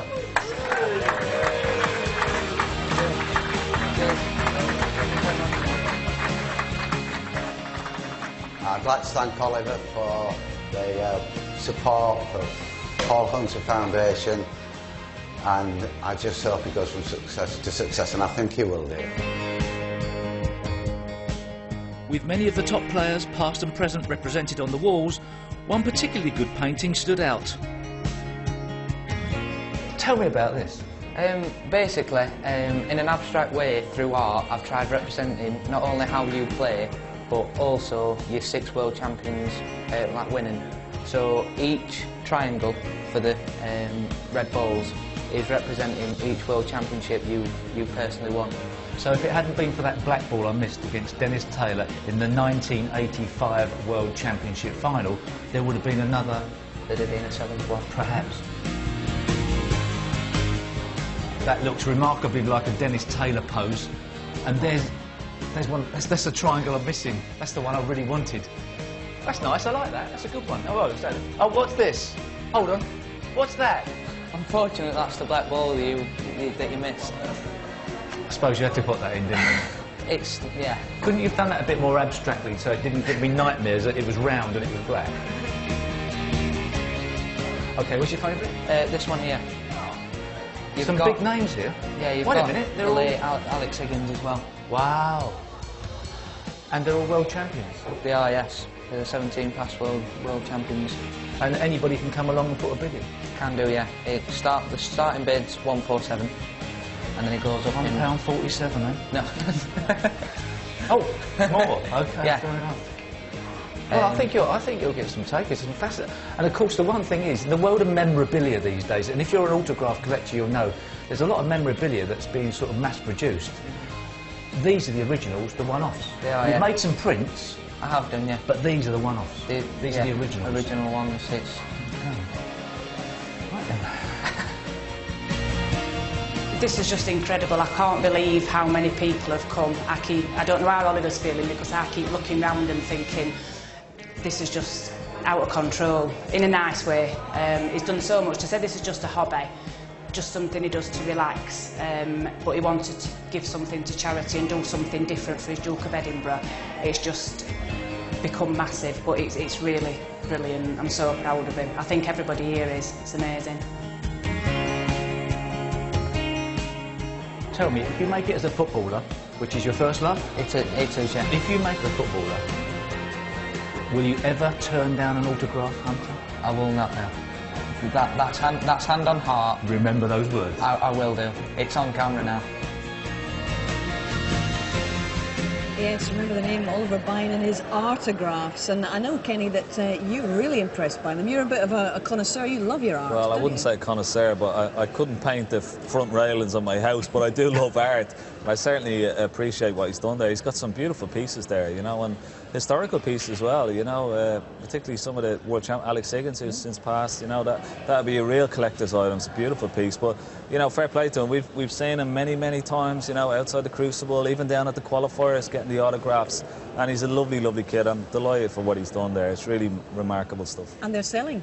Yes, I think you can still put a bid in, and do you know, I've completely forgotten the name of the studio there at the gallery. We'll the gallery. find out, Yes, we'll find out. but if you search for Art A Graphs on the internet, I'm sure it would come up, and you can. I think it finishes on the last day of the tournament, so still put a bid in. Absolutely. Okay. Well, it's certainly worth looking at, and I think it's a really unique way of incorporating your work as a fan, obviously, with your work as obviously he's a very good artist as well. So absolutely, it's a nice and it's quite original as well. You know, it's really some nice stuff there. Okay. Right. Back to business, and there's plenty to talk about because we've just been taking a look at the top 16 as it stands now. And as you know, this is a movable feast in snooker at the moment. After all of the individual events, things are updated, and as we stand at the semi-final stages of this World Championship, there's Ali Carter still outside the top 16. I remember he's a former world #2 is Ali, but he's obviously had a pretty tricky time of things this season. Now Ricky Walden comes into the 16 for the start of next season. However, that could change if Ali Carter were to win the world title, of course. And looking further down, at the moment, the biggest progress has been made by Matthew Stevens, who's up from number 13. Ronnie's up 1 place as well. And as you look down, there's Stephen Maguire. He's up 3 places to number 4. I'm like Fluff Freeman here, aren't I? Now, if one of them, and when one of them were to win this title, this is the situation. If Ali were to win on Monday night, he would go up into number 14 place, and Stephen Maguire up into the 3rd spot. Ronnie would go to 9, as indeed Matthew Stevens would stay at 9. So that's the situation. And I think the whole rejigging of these world rankings has been a very positive thing for snooker overall. Would you agree, Steve? Yeah, and I think that one of the things that was very hard to explain was that regardless of how a player was doing, his ranking was static for the whole season. So there wasn't really much to talk about in the press as well. But all of a sudden now, throughout the season, we have different cut-off points where the rankings do change. And it gives you something to talk about. It also means that you could possibly break into the top 16 so that you'd play at Sheffield. Breaking into the top 16 is fantastic for playing in the Masters. It's only the 16 invites. Yeah. So there's some reasons to be performing well during the tournament season, and therefore you get your reward instead of having to wait till the end of the season before you then had a change of ranking. And of course, the new schedule has just been announced yesterday by World Snooker, and it is absolutely chock-a-block, Ken. We got 50 events. Now, not all of the top players will be involved in the 50, but it's going to be taking place over 50 weeks of the year. There's only going to be a couple of weeks, one at Christmas time, when you're not going to be playing potentially. Yeah. And that's going to have a big bearing, obviously, on the world rankings and how often and quickly they change. But in terms of this new schedule, you're going to have 10 world ranking events, 5 of them in China, and 3 smaller events in China as well. So it's a very, very heavy-duty schedule. First of all, your reaction to it? Well, obviously, a big difference if you go back before Barry Hearn took over. We only had 6 ranking events, so we were waiting like maybe a month or 6 weeks between tournaments. Now we don't have any time, which it's gone from a complete famine to a feast now. So I think all the players are delighted. Obviously there's going to be a lot more travelling for particularly the top players, the likes of O'Sullivan, who may not travel to all the events, but definitely for players down the rankings, it's fantastic news. Well, indeed, because you mentioned Ronnie. In fact, Ronnie's all over the papers today. He's talking about maybe having to take a holiday. He doesn't think he's going to play before September. And he says, I don't think I'll play more than 10 events next season. It will make it difficult to qualify for the Masters, but that is my decision. And I guess as we go further on and the guys come back into the arena, it's going to be a situation where the players may be allowed to pick and choose their own schedule, which is going to give an extra element of dynamism, I guess, to it all. Yes, and if there's enough prize money eventually in the game, then that's quite nice to be able to do that. At the moment, I think perhaps, you know, compared to, say, the golf or the tennis world, we're still a bit shy of that type of prize money. And to some degree, you're going to have to it polarises a player's views. You know, you're going to have to take your decision as to whether you're a full-time player or you jack it in. I think to some degree, Stephen Hendry decided that he wasn't prepared to trawl around trying to get results, and did it sort of quicken things up for him. Do you think there will be more retirements as a consequence of this heavier schedule? Yeah, I think so. I'm not quite sure there will be retirements, but there will certainly be, particularly the top players who have played maybe 100 matches before they've even come into this Crucible event, that they will maybe pick and choose. I think they'll have to. They'll get to a certain stage where they'll have to pick and choose their events just to save their energy, you know? Yeah, and also, if you're not getting anywhere in the events, it's costly.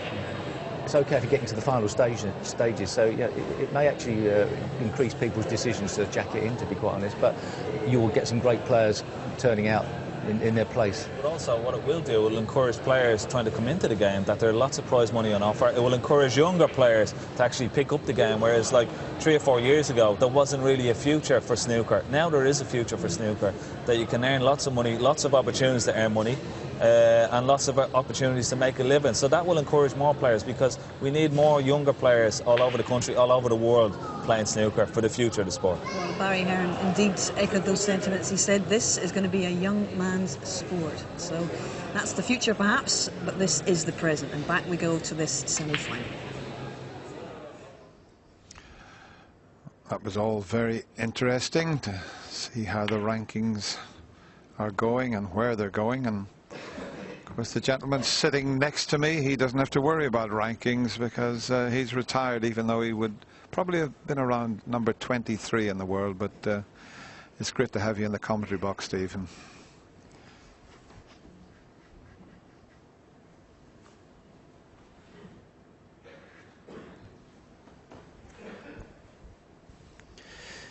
Well, obviously, I would rather be out there, but got second prize, best seat in the house.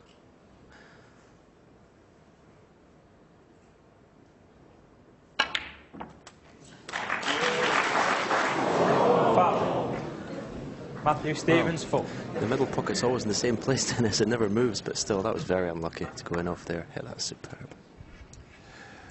You could try that at billiards and you'd be there for 10 years. There's no way you could screw into the middle pocket from that position. But the black isn't available for this long pot that Matthew's looking at, so he'll have to get a bit of action.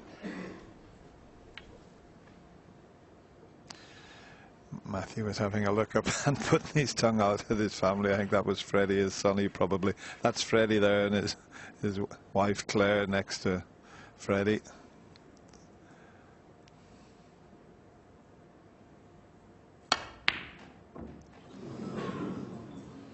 Now, where's that red going to go? He thought that would be the only one he could leave, and look where it's landed. Yeah, he tried to play that shot with an element of safety, but I always think if you're going to go for the pot, just concentrate in the pot, just go for the blue. In the end, he still ended up leaving a red on for Ronnie.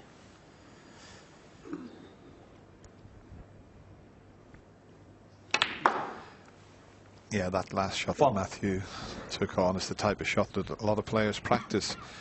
And I remember when he used to go up to Stirling to Spencer Snooker Club, Stephen Hendry would be there practicing those long pots similar to this. And he never used to miss very many. Of course, it's a little bit more difficult when you get out into the big arena. But practice does make perfect. 6.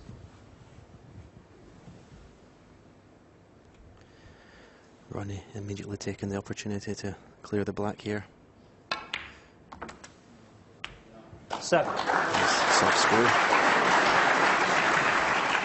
Natural angle to just drop the black in off one cushion for a choice of 3 reds to the right corner.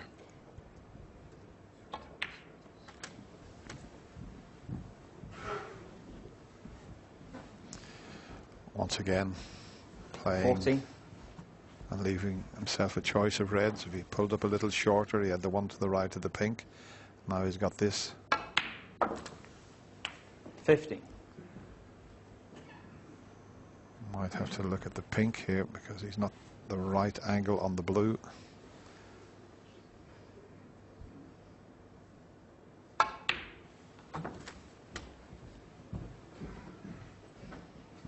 Just a little short on this. Although he's got 2 loose reds, Ronnie will already be planning his attack on the pack, when to open them up. The best way to open them up would be from the blue, because now the pink is underneath the pack. 21. Makes that a little bit easier. There's not a big target to open them up from the black. Unless it gets low in the black, you can stun into the pink, but I think that's a riskier shot.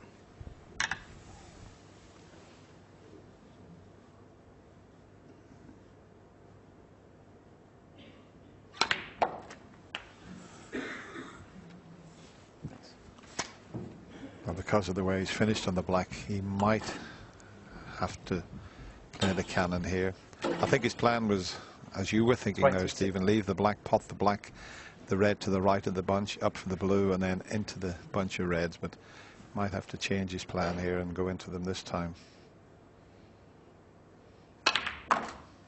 That was always the problem from that angle, playing it with the side. It's so easy just to slide off the side of the pack. 29.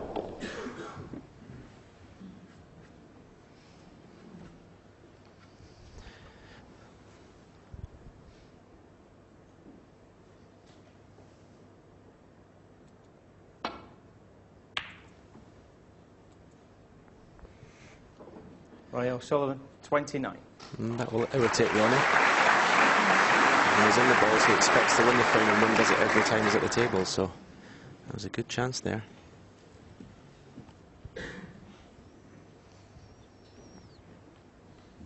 Yeah, it just wasn't quite on the black as he would have liked.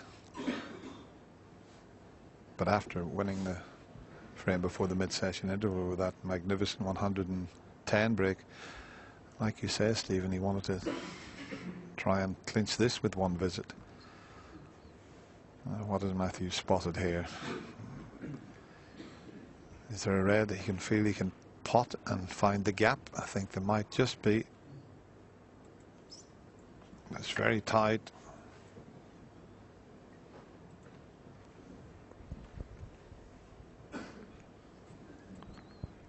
Yeah, it's one of them. He doesn't want to get it thick.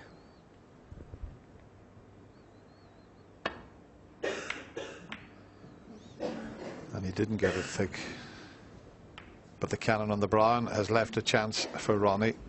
Had he have slipped past the brown, this would have been quite a difficult pot, but we know how well Ronnie's queuing, and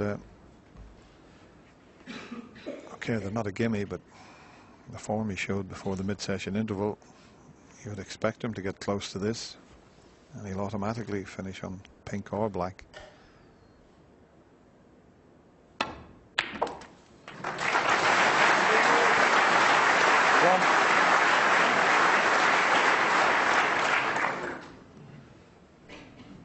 Yeah, beautiful queuing.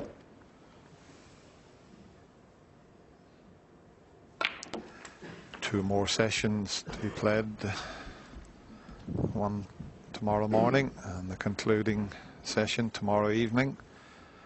And Ronnie would like to stretch this lead here because he knows he's up against a very dangerous opponent in Matthew Stevens.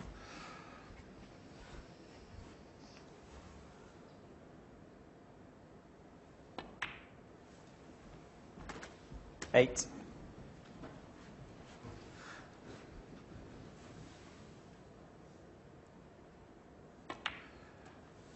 It's amazing. Last night we said on numerous occasions the players just didn't get a chance in around the black like this. The frames went 15. rather awkward.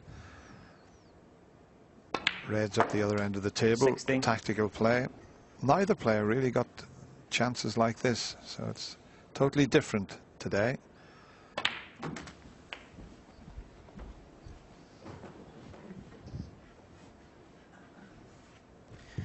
Too far to play for the black, so unless he can screw off the cushion. Yep, it was straight enough. 24. Screw the white ball off the side cushion and stay on the black, so a choice of reds. One to the right corner, one to the left corner.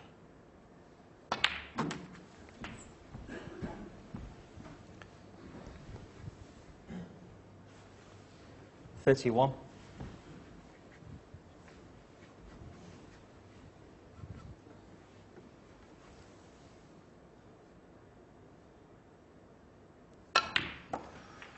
The last frame 32. lasted just under 9 minutes, and this one's just coming up to 10 minutes. You wouldn't think it was going to last much longer. Already 64 in front. 39. So this red to leave Matthew needing a snooker.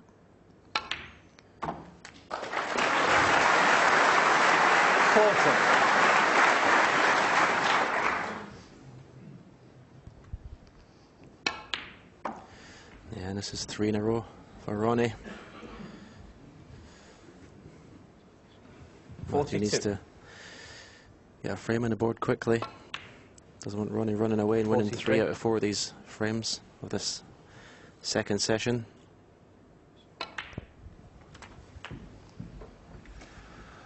And every chance now of back-to-back centuries for Ronnie.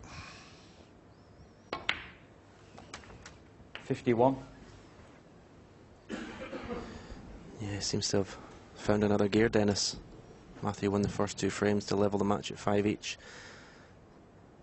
And apart from the next frame where Matthew had a slight chance to pinch it, it's been all Ronnie. 58. 59.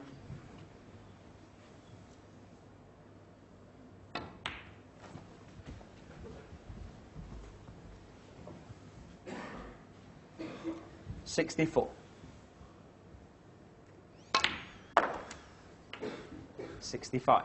Every chance now of Ronnie's 8th century in this year's Betfred.com World Championship, which will overtake another Welshman, Jamie Jones, who has made 7.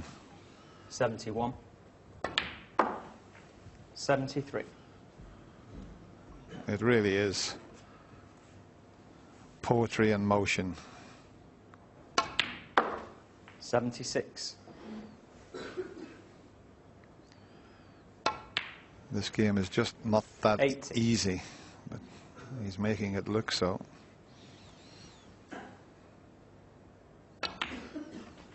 85.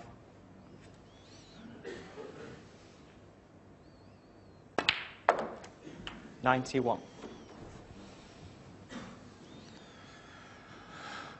Another unbelievable century break for Ronnie O'Sullivan. That's back-to-back centuries, and he extends his lead. He now leads by 3 frames. It's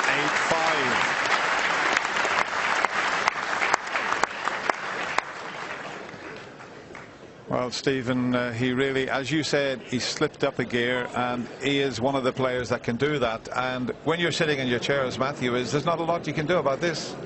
Exactly. That's the toughest part about snooker. And as I said, there's 3 frames left in this session. Matthew really needs to win 2 of them at least. He doesn't want to give Ronnie a big lead going into tomorrow.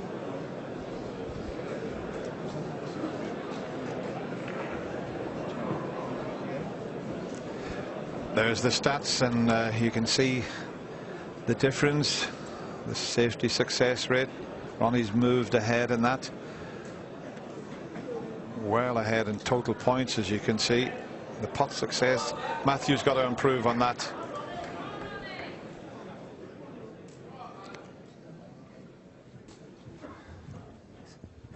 Thank you. Frame 14. Matthew Stevens to break.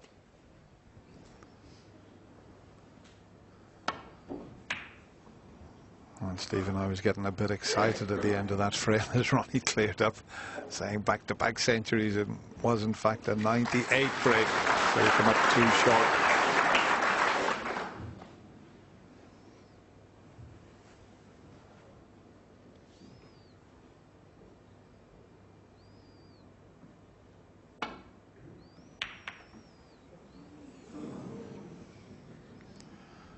So at the moment, as I mentioned, young Jamie Jones, who was a revelation here this year at the World Championship, still has 7 centuries, as Ronnie has.